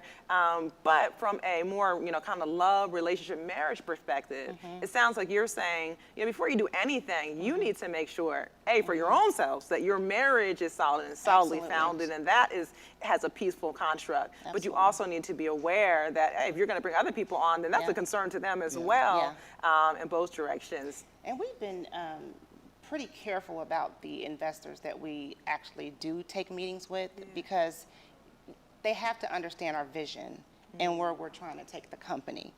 And that's a very important piece. And also, one of the important pieces that you did mention is the marriage. I told Tia, we're going to do this conference. I'm not into playing house. So, I'm not, big on, being in a partnership, legit partnership, and y'all in a girlfriend-boyfriend relationship. I'm just not for that. I think that, don't play house. If you're going to be married, or if you're going to have a progression in a relationship, get married and then decide on that. That's a good point. So with that, when do you think, in your guys' person, we know everybody's opinion is different. Everybody has different. But I'm gonna let Tia answer this first. And Sean, if you have some input, you can put it in as well, because I'm sure you have your perspective. When is too soon to go into business with a relationship partner? I think it kind of goes back to what Sean said, do business with your spouse. That is a solid, or it should be a solid foundation. A girlfriend-boyfriend situation, girlfriends and boyfriends break up every day. And you should want to build a future with the one that you're building a life with. And that's the important piece. And that's the advice that I would have, especially being, Sean and I have been married to be 10 years in November. And, congratulations. So thank you. And, we both were well established in our careers and who we were before we met each other. But we both were on a journey to get closer to God. And that's when he brought us together. We actually met at a gas station. Oh, really? Yeah. I was on the way to a Bible study, and he was driving down the street, and he saw me smile, and he pulled over. Aww. And he said, I don't know how much gas that you was pumping, because he prayed before he got out of the car to approach me. Oh, wow. Yeah. And our relationship has just been blessed every step of the way. And so, I'm a big believer in ask God for the one he has for you. And my testimony is we've been so blessed in our relationship. Wow. And I have some friends that, that have started businesses with, boyfriends or girlfriends, and that relationship dissolves quite quickly. And then they're trying to figure out, how do we do this? And kind of harkening back to our previous segment on social capital and putting contracts around relationships. You know, when you're married, there's a legal structure around that. Yeah. And there's some laws around that in terms of the sharing of property. And whether you do or don't have a prenup, there's still some laws around that. And so it's really interesting, the concept of going into business with somebody where you don't have that. Now, some people, I also have other friends that, you know, have just been in long-term relationships and they go into business and they never fully intend to get married. But even in that situation, I mean, you want some legal, even if you're going to business with a friend. And that's another dangerous thing. So some people just have kind of these friendships, and they go into business with friends, and there's no operating agreement, right? There's no contracts. There's maybe a gentleman or a gentlelady's understanding of things. Do you guys surround yourself with other like-minded couples that are also building well, maybe entrepreneurs, investing, things like that? Do you have a circle of couples or circle of love relationships around you that you can kind of lean in into and leverage? We actually do. We have couples that we do dinner dates with. We actually do a couples trip every year where we go out of the country to a resort and just take that time to, feed into each other's marriage and have fun with the girls, they have fun with the guys, and then we have fun together. But in that time, we also talk about our futures and how we're building the wealth in our families, not just for us, but for our children and for our grandchildren. That's wonderful. So yeah, we do. I mean, and it's a good time. That's a good. That's a fertile ground, to even talk about ideas or share, what you're doing, and it's a safe place because everybody's, in that situation, everybody's married, so they know. I mean, everybody knows that the guys are wrong and the women are right. So there's no. They know the rules of the game. Yeah, they know all the rules. They know, no one's gonna talk your head up and get you juiced up to go home and say something that might get you in trouble. Right. There'll be none of that there. I was talking to some friends recently, and I was asking them, they're a married couple, a younger married couple, and, just a few years into marriage. And I was asking them, how do you decide what's your next venture? Because you guys have several businesses, and likewise, they themselves have several businesses. And one of the things that they said to me, which I thought was really interesting and really resonated, I remember in the conversation was, well, before we even think about a business, we look at our lifestyle and we figure out, does the business fit with our lifestyle and how we want to live that lifestyle? Do you guys have a similar process, or do you kind of pick the business and adjust your lifestyle to meet what basically the financial reward you're looking for? I think Sean probably better to answer that because I have literally been in corporate America since college.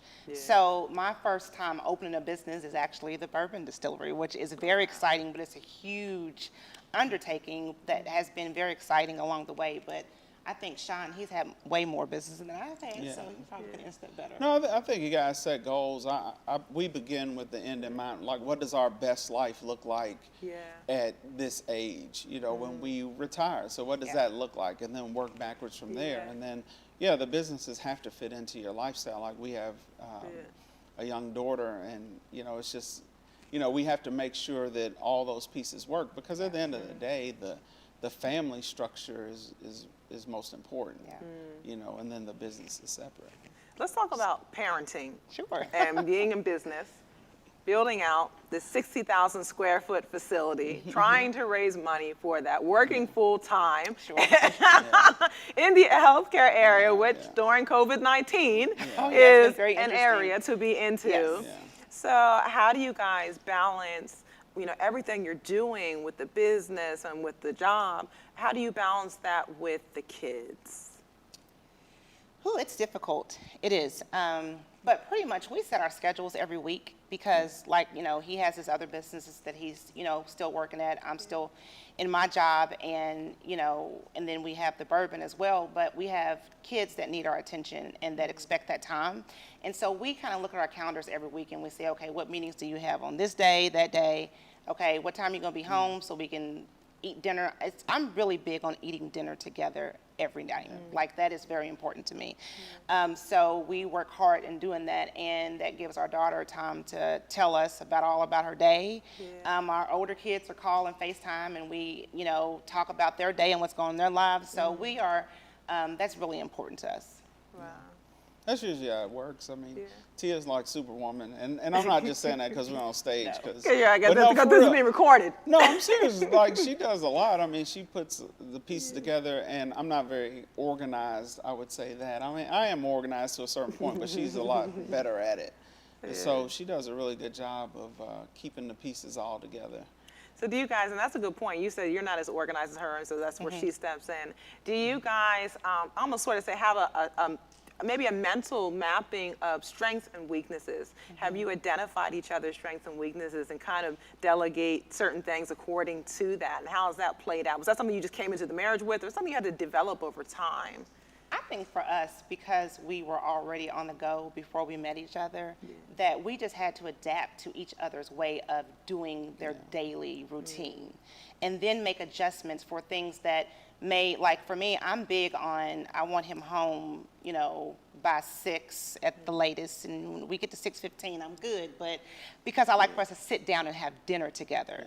So, but for him, he'll keep working, he'll take a meeting in the evening and then say, oh, you know, what are we going to eat tonight? It may be 9 o'clock. So I know for me, I have to set those, you know, standards for him. But for me, I don't know. What do you think that? That's not bad. I mean, I think that some of the things you get into, especially with our relationship, and I always tell people, you know, you got to figure out what works for you. Yes. Because everyone's relationship is different. Because I am a go person, you know, so like literally from, you know, 5:30 in the morning to 1 o'clock at night, I'm like at it. Yeah. And so like, I don't mind her telling me, hey, you know, we need to eat dinner tonight, you know, or, you know, every night. Really, we do eat dinner every night together. And, Even if it's late, we do. I'm a little late, but, you know, but I don't mind that, you know, and everybody's different, you know, so it's like you have to figure out what's going on in your relationship and make that work for you. You know, and not just, you know, try to cookie cut something or let people tell you how to do it, because you know what works best for you is important. Yeah. And you guys mentioning, you know, eating dinner together every night, it sounds almost like that's become almost like a set, you know, tradition. Like if anything else, we eat dinner together. Do you guys have other kind of, you know, how do you navigate that kind of maintaining the love aspect of the relationship and knowing that there's an intense business aspect to this relationship as well? Well, when we got married, we decided that we would have date nights every week. And having 3 kids at once is pretty difficult to do that. But some weekends on Saturdays, we would just go to the grocery store together and grab, you know, some fast food, and that would be our date. But that was time for us to spend with each other. But we've been really good about spending time with each other, keeping the romance there. I love music. He loves to, you know, movies and, you know, and he loves to travel. I love to travel. And so all those things we've incorporated into doing on our date nights. But COVID has presented a little difficulties. But, you know, we've done good at, you know, still spending time at home, sitting on the deck at night and just talking. Like, we love to talk. We're both talkers, if you cannot tell. And so we do a lot of that. We're intentional about it too. So we do date night every week. So at least once a week, I mean, with our schedules, you know, and then we do intentionally, we do, I call it a board meeting, but that's for some other reasons. But we go on a trip, our anniversary trip in November. We usually go to a country that has no cell phone service. Well, very limited cell phone service. Or cost. Or we go there. Two requirements. Just to kind of get refocused, refresh, you know, get ready for the year. It helps us. We've been doing that for, you know, since we've been married every year. And even with our schedules, even with what's going on with her at work or me in business, we still make sure we make that trip. So we're intentional about the date nights, and we're intentional about the yearly trip where it's just us. So we do the couples trip as well, but we do a trip where it's just me and Tia. Tia and I. Well, thank you guys so much for joining us, Thanks for for being having here us. with us. We are so happy to have you with us, joining us through this broadcast and teaching us all about love and money. Thank you. We certainly hope to have you on for a more extensive segment going into the future. Sure. And, you know, I definitely am looking forward to this bourbon company. Yeah, it's exciting. We're excited about Thank you guys. Please stay tuned.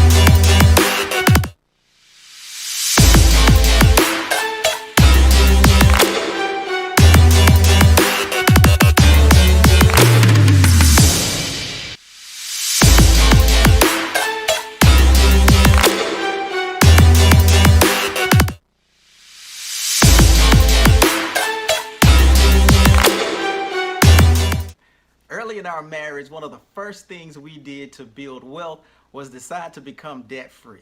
We paid off our student loan, auto loan, and mortgage, and this December, we will celebrate 13 years of total debt-free living. Give me some. We have a saying in our household, which is give every dollar purpose, direction, and an assignment so it will not misbehave. We're building wealth through collaboration. So we've identified 3 values that are important to us as a couple: investing for retirement, giving to charities that we value, and travel. Couples should set a goal to talk about their finances at least once a month. Believe it or not, we still have monthly budget meetings and we tell our money exactly what it needs to do. We also make sure that we prioritize allocating funds to what we value. We also have an annual end of the year review.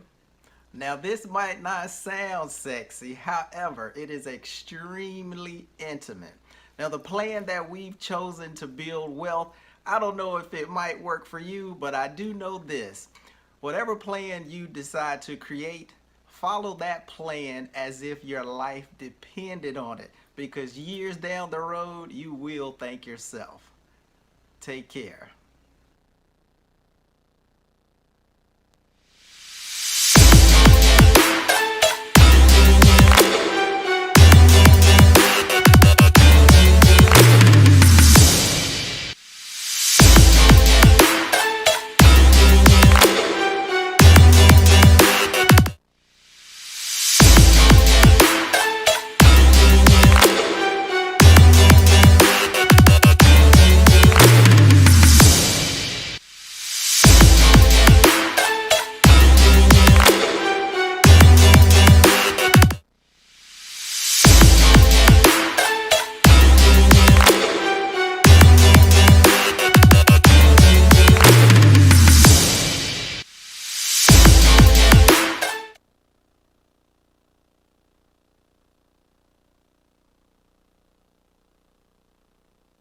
Of this virtual summit. This is really just a starting place, and that's what we're going to be talking about during this segment. How do you make sure you have a firm starting place to build wealth?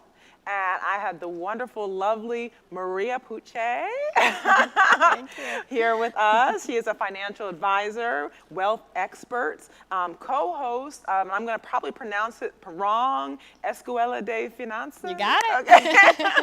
And then I have Pi Cherisica. That's Pi's nickname. I will not even try. Pi Duemo, Padamoyo, Cherisica. Another wonderful wealth expert with us from Wealth Magnet. And Pi is going to be talking to us a little bit about risk. Before we get into risk, or how do you basically assess, right, what you want to build your wealth in, right? So we talked earlier about how there were 3 key areas: entrepreneurship, stock market investment, and real estate investment. So before we can even get into any of that, are there some foundational things we need to have in place, Maria? Absolutely, yes. Whenever we talk to clients, whenever we sit down with families, we want to always start with the foundation. And I love that we're bringing this topic in today before we talk about all the different ways to build wealth tomorrow. So some of the key steps that we concentrate on, that we educate on, are what we call the 6 steps to financial freedom.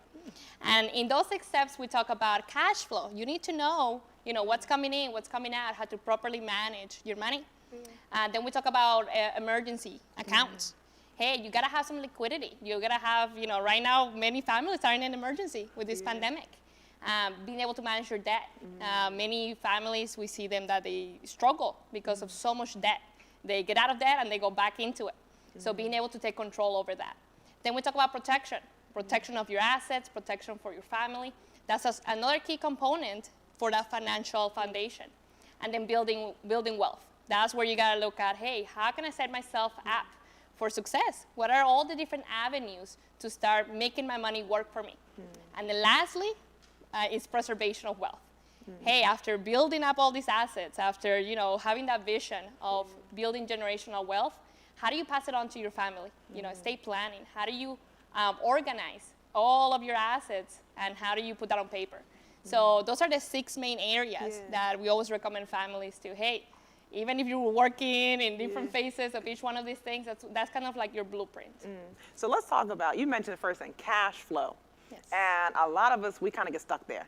So we feel like it's not only cash flow, but cash infinity maybe. And maybe we're trying to figure out, how many more jobs do I have to get before I can get good cash flow? What do you advise people that are saying, I'm already working one job, I do want to get into some real estate investment, get into some more of the stock market investment, get into more, maybe start a business, but they're a little limited in cash flow, right? So do you advise that they, just what advice can you give? How can they increase the cash flow so they actually have the cash to invest? Yeah, so I always tell people, hey, start with what are your goals, right? What are your goals, your dreams? Why do you want more cash flow? Once you start with that initial point, then you can move on to, okay, let's look at the numbers. And so that's always a discovery phase for people, right? Where is my money going? They realize they're spending, $500 on Starbucks, and then they don't have any money to invest in, to save, and then invest in real estate. So that's the key. Hey, start with the numbers. Where are you? Hey, budget might sound boring or whatever, but you gotta start somewhere. Look at the numbers, look at your statements, see how much is coming in, how much is coming out, what kind of things are not necessary. Maybe you can take it off your plate, but you gotta have your why first to motivate you to actually sacrifice, going out to eat with your friends, going out to parties, But you gotta have that clarity about what are your goals and the dreams that you wanna go after. As a follow on to that, so how do I get my number? Because I know a lot of times, even that seems daunting. Now, I am, probably well educated is an understatement, having a PhD and several other degrees. But it was actually when I sat down with my financial advisor, and he was like, here is an Excel spreadsheet. Take this home and fill out everything I have in there. And it was everything down to, I think, how many pairs of socks I was buying in the week. And I filled it out, and when I could look at it, I was like, whoa. This is really amazing. I am eating most of my money. Are there any online resources for those that maybe they don't have a financial advisor yet, something coming down the road for them, but where they can just tonight, as homework, before they even tune back in tomorrow night to figure out where to put that excess income that they hope to generate. Are there any places where they can just kind of go and put in this, information like where their money is going? Yeah, absolutely. So there's so many tools right now, right? So there's like mint.com. Some people have noticed that they also do that helps them is just automating some of these things, right? If your goal is to save, hey, come up with a goal, automate it. Money going into a savings, you don't even see it, you don't spend it, you adapt. Sometimes you just gotta not sabotage yourself. Right, but yeah, a lot of the free tools that are out there that are available, start there. Even your bank, sometimes they even offer you kind of like a pie chart of where is your money going, and that brings you that awareness. Okay, most of my money is going to food, right? Well, maybe I need to cut back if I really want to buy that property in the future. So starting with those free tools, that's the way to go. Well, and then so once I have cash flow. So now, I'm making my bills, right? I'm paying for my housing. I can feed myself. I can even go out with my friends a few times, on the weekend. So now that I've kind of got the cash flow, but I have some residual money and I want to do something with it. What's the first step? I don't have a whole lot, but I have a little bit of residual money. And actually, maybe a better question is, how do I know I have residual money if I'm not, if I'm only paying my bills? In other words, do I need to save up some money before I go into investment, or can I just, go into investment? Is that the wiser choice? No, that's a good question. Hey, you want to make sure that you still leave some money, because emergencies are going to happen, right? It's not if, it's when. So you got to be ready, right? So we usually recommend from 3 to 6 months of your monthly expenses in a savings account. What if you lose your job? I mean, we're seeing a lot of that right now during the pandemic. People not being able to work, people waiting for unemployment, the lines are backed up. So having that emergency fund is critical. That way you can keep yourself out of debt. Many people are, we were talking about the wealth gap, getting even bigger. COVID-19. Because a lot of people are going into debt. They were not prepared for this type of emergency. So this is a big lesson for any of our viewers who were not ready during this pandemic, to make sure that now they can take better decisions. Start building that emergency account, have that buffer, and then anything in addition to that is when then you can start planning, okay, which avenue do I want to use to start building wealth? Wow. Yeah, I know for myself, I had gone to my financial advisor and I was immediately thinking like, hey, I'm making a great salary.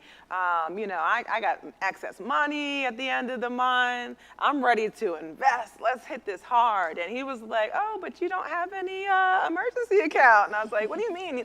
Yeah, I can do that. I can do both. And he was like, no, how about you do that first? And then we'll talk about investing. So actually, it took me a whole year to build up the reserve that we had in our plans. Again, according to what I'm an entrepreneur. So my emergency account had to be a bit bigger than other people, because I have to think about, payroll. I have to think about all these thoughts. So we assess what emergencies tend to come up in your life personally.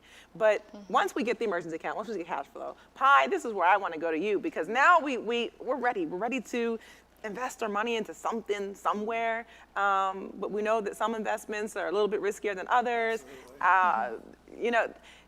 Should I base whether I want to go into investment off of this kind of flat risk value, or is it more of a personal thing? A little bit of both, actually. So there's an emotional risk involved in investing, as well as a potential for portfolio risk as well. So one of the things that we like to do when we sit down with clients is evaluate what that risk is for them. Having an understanding as to what your risk tolerance is, or your appetite for risk, is extremely important. So we'll do things by quantifying it, saying, hey, if you had $10,000 to invest and it went to $5,000, how comfortable would you be with that? Of course, you're probably not going to be comfortable, right? So you might be actually more conservative or more moderate than you think. So that's a really important component to understanding. And then when we evaluate portfolios, in a lot of cases, we'll have people that will suggest, hey, I'm actually a pretty aggressive, investor. And then we turn around and look at what the analytics of the portfolio suggest, and they're actually extremely conservative.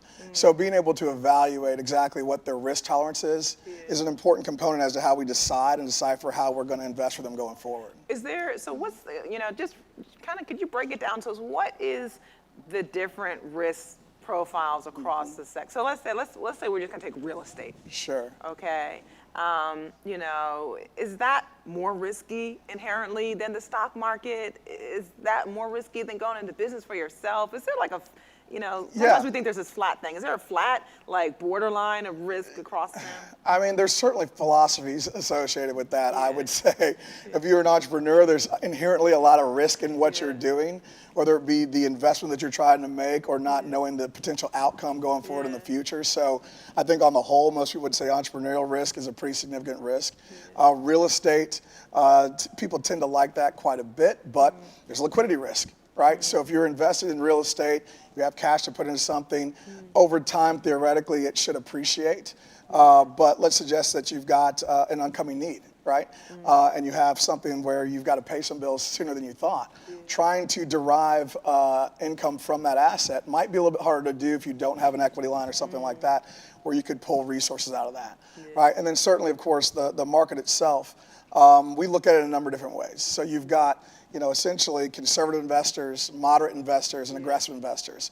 And we will try to essentially, like I said, designate particular investment strategies around investment vehicles relative to that risk, right? So you can certainly look into it in all facets. Oh, wow. Yeah. So another question I had around risk is, you know, sometimes we don't realize that we're risk averse. And I know that a lot of my friends and even my family members and myself, we kind of get in this situation where we feel like the safe thing to do is to just put my money in a savings account. Right. But is that the safe thing to do, or is that the risky thing to do? Maybe not. If there's a lot of inflation, there's an inflation risk there as well, right? So if the inflation rate in the economy is 3% and you're only earning 1.5% in your savings account, then you're still taking on risk. You're actually hemorrhaging, right? You're actually losing money by sitting money in your mattress or in a savings account. So certainly concerns there. We look at it in terms of risk reward parameters, right? How much risk are you willing to take to reap a particular amount of reward? So that's a really important component to what we try to do. So trying to evaluate the potential outcome, the reward you could get for the investment you're making is really, really important. And being able to communicate that value to your investor is also going to be crucial as well. Maria, I'm sure you deal with this as well. Sometimes you probably have clients that are coming in and maybe it's more of a mindset change in terms of how to evaluate different opportunities to build wealth. Can you speak to that? Like, what are some of the biggest mindset changes that we need to have as individuals when it comes to building wealth? Yeah, and I think a lot of it, I've noticed that it comes down to education. People just don't know, right? So they're afraid of what they don't know. So when it comes to investing in anything, whether it's real estate or the stock market or some other type of investment, just not having that confidence on themselves is what makes them usually go, hey, I'm going to do a savings account because I recognize it more. There are banks in every corner. Versus, you know, having the potential to really set themselves up for the future. So something that we try to do is that we always start with education first. We believe that if we're able to educate someone and empower them, then they can make better decisions. So I feel like that's the key, you know, giving individuals and people in our community getting that confidence that, hey, I understand how this works. Now I'm ready to take that next step. So in the Black and Brown community, I know at least when I was growing up, you know, this concept of a financial advisor, I mean, it seemed like something just really wealthy people had. And then when I was presented a financial advisor and just interactions, or maybe someone was doing a demo or something like that, you know, what they could do, it always felt like a little bit, you know, like snake oily, you know, salesman type. And I think that's turned off a lot of people. How do you evaluate a good financial advisor? How do you know what you should be looking for, and how do you also track and make sure your money is building wealth? And I'm going to start with Maria with that question, but I also want to get your input on it.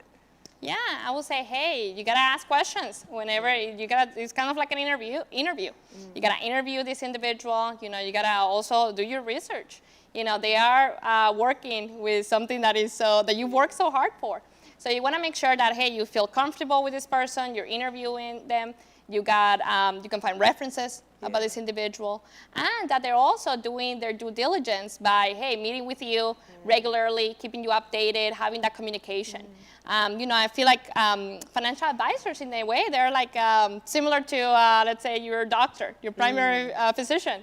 You know, you want to make sure that your doctor is staying up to date with you. You're doing annual checkups at a minimum, right? Well, with your financial doctor, hey, it should be the same kind of relationship. And then Pi, I want you to chime in this as well.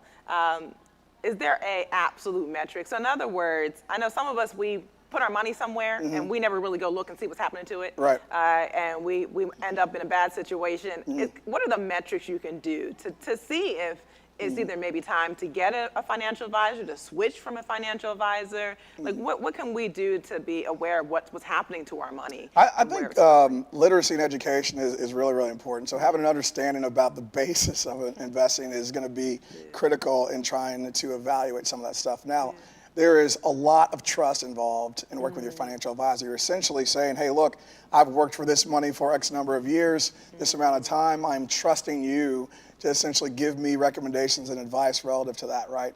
So the rapport and the relationship for us is number one. Really being able to establish an understanding of what that person wants and the psychology behind what they're trying to do, prioritizing the goals are really, really important. And then setting at least a discipline behind how often you guys are going to meet, get together, so that you can be as fluid and dynamic as their lives are. Right? So if that's not happening, there seems to be a void, in my opinion. It might be time to start looking at some other choices. And then aren't there quarterly reports and I think sometimes we put our money in a financial advisor's hands, and the financial advisors would actually rather we be looking, so when the next time we talk with them, we have some knowledge and say like, well, this is how the money's doing. How do people even check what's going on with their money? They've invested it somewhere in the stock market. Oh, so-and-so's got a handle on it. How do you check for yourself? Can you do that electronically through a system to see what's happening with your portfolio? Does it come in the mail? Yeah, absolutely. There are some individuals who are like, hey, I want to be able to see everything that's going on. I want to have access to it at any time of the day, any day. So for those individuals, hey, get in contact with your financial advisor, ask them to show you how to access those accounts. Maybe they have dashboards or some different platforms where you can keep track of your portfolio, what's happening, because there's a lot of people who want to have that visibility, and you should. Hey, it's your money. I think technology has really facilitated a lot of that. So we use financial planning tools like eMoney, for instance, where you can go in and create a financial plan and really dial directly into what your cash flow is, what your budget is, what your exact investments are. Gives you research from several different search engines relative to what a particular stock might be doing, or a Morningstar report, which is an evaluation about your particular mutual fund. Those are all going to be really crucial. And then on top of that, you can couple it with an app. So if you want to look and see what's happening on a day-to-day basis and have an understanding of where your money's moving, how it's moving in aggregate, that's a very easy way to do it. So I think really, in terms of staying out in front of it, you can be a lot more hands-on in terms of being an investor today. Wow. The other question I had was, we got our money invested, maybe a financial advisor or not, and then we're tracking our money, right, and keeping an eye on it. What are the stages, right? So, what are the stages of building wealth in terms of just kind of starting out, at a younger age versus maybe if you're starting and you're 60 or 70, are there different types of investments? Are there different kind of investment stages you're in where you should be thinking about risk differently, Pi? Sure. I mean, certainly there's savings, as we talked about. Once you get to that front, you can start looking at accumulation, right? That's an important phase in that. And then at that point, you can start talking about whether or not you want to move forward with investing or wealth building, right? So those are all important phases in the cycle of investments. And then down the road, we start talking about truly building wealth for your family, right, moving forward. Maybe it's not just about what you're going to do for yourself in retirement and how much income you might need.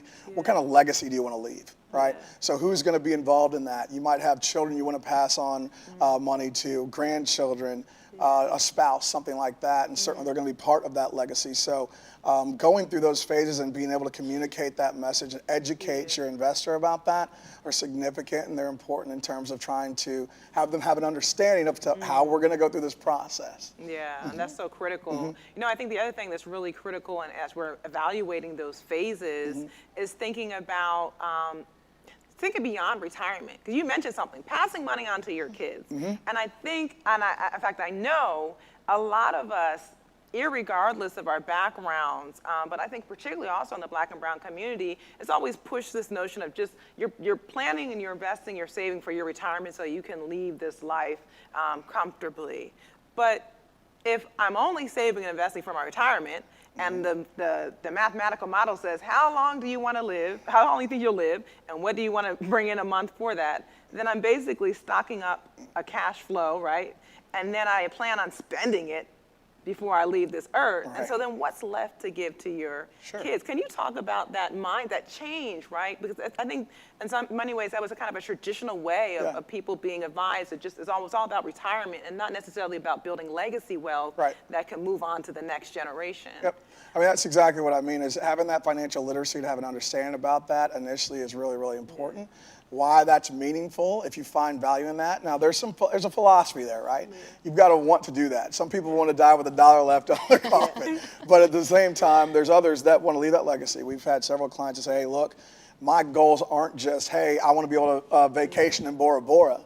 I want to be able to leave money to my heirs, and this is the amount of money we'd like to leave. So being able to dial back into that and then actually plan for that as part of the retirement strategy actually goes back to risk. You know, how much risk are we willing to take in the portfolio to achieve a particular goal?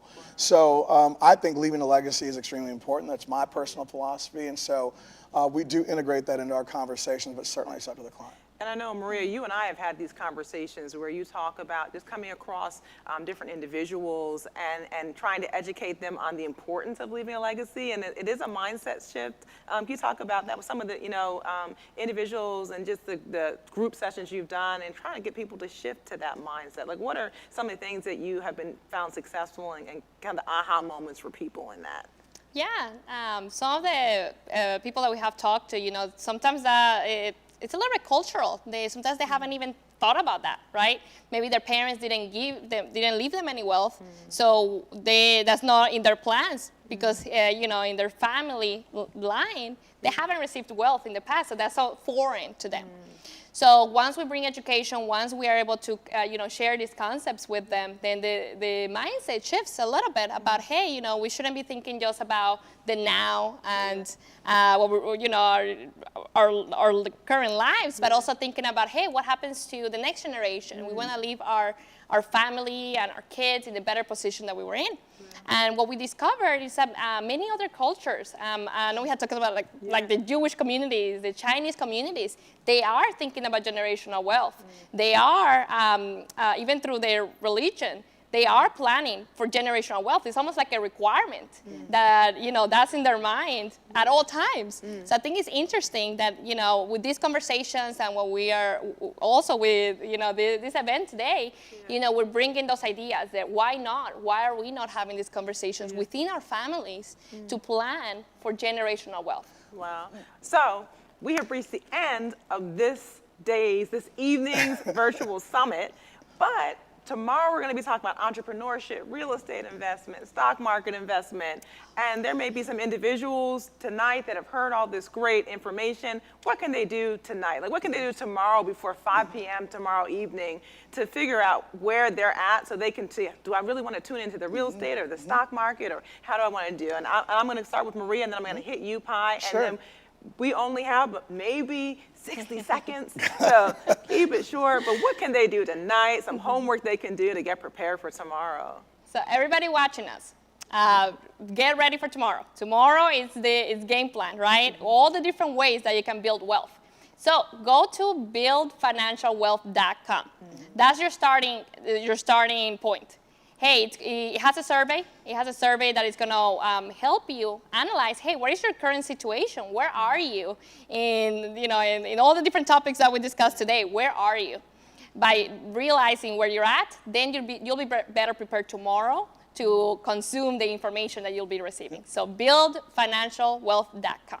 Awesome. Pi? My only add-on would be have a great understanding of what your financial goals are, right, and what those parameters are. So a lot of us say that we've got goals but haven't really taken time to actually take a look at those very specifically.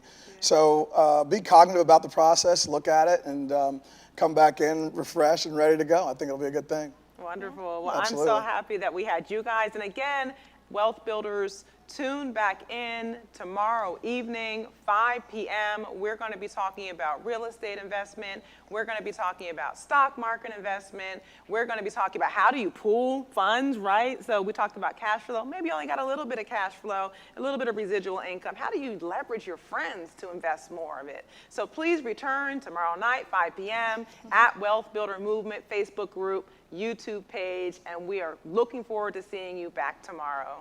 Thank you so much. Thank you guys so much. And please do also join us tomorrow through the chat stream.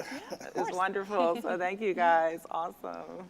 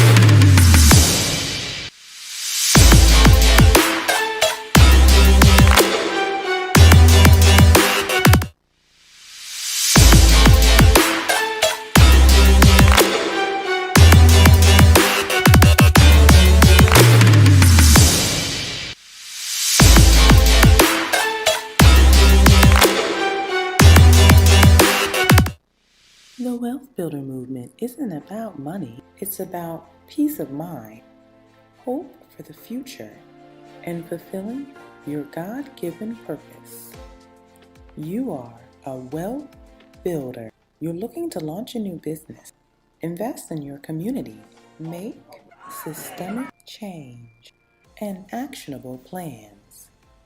You are a wealth builder, but you can't do it alone. Join Wealth Builder Movement, an online collective advancing Black and brown wealth together. By joining our Facebook group and YouTube channel, you will learn from, invest with, and leverage others. Wealth is a group activity. Work, create, and build with others. Join the movement, the Wealth Builder Movement. The Wealth Builder movement isn't about money, it's about peace of mind, hope for the future, and fulfilling your God-given purpose. You are a wealth builder. You're looking to launch a new business, invest in your community, make systemic change, and actionable plans. You are a wealth builder, but you can't do it alone. Join Wealth Builder Movement,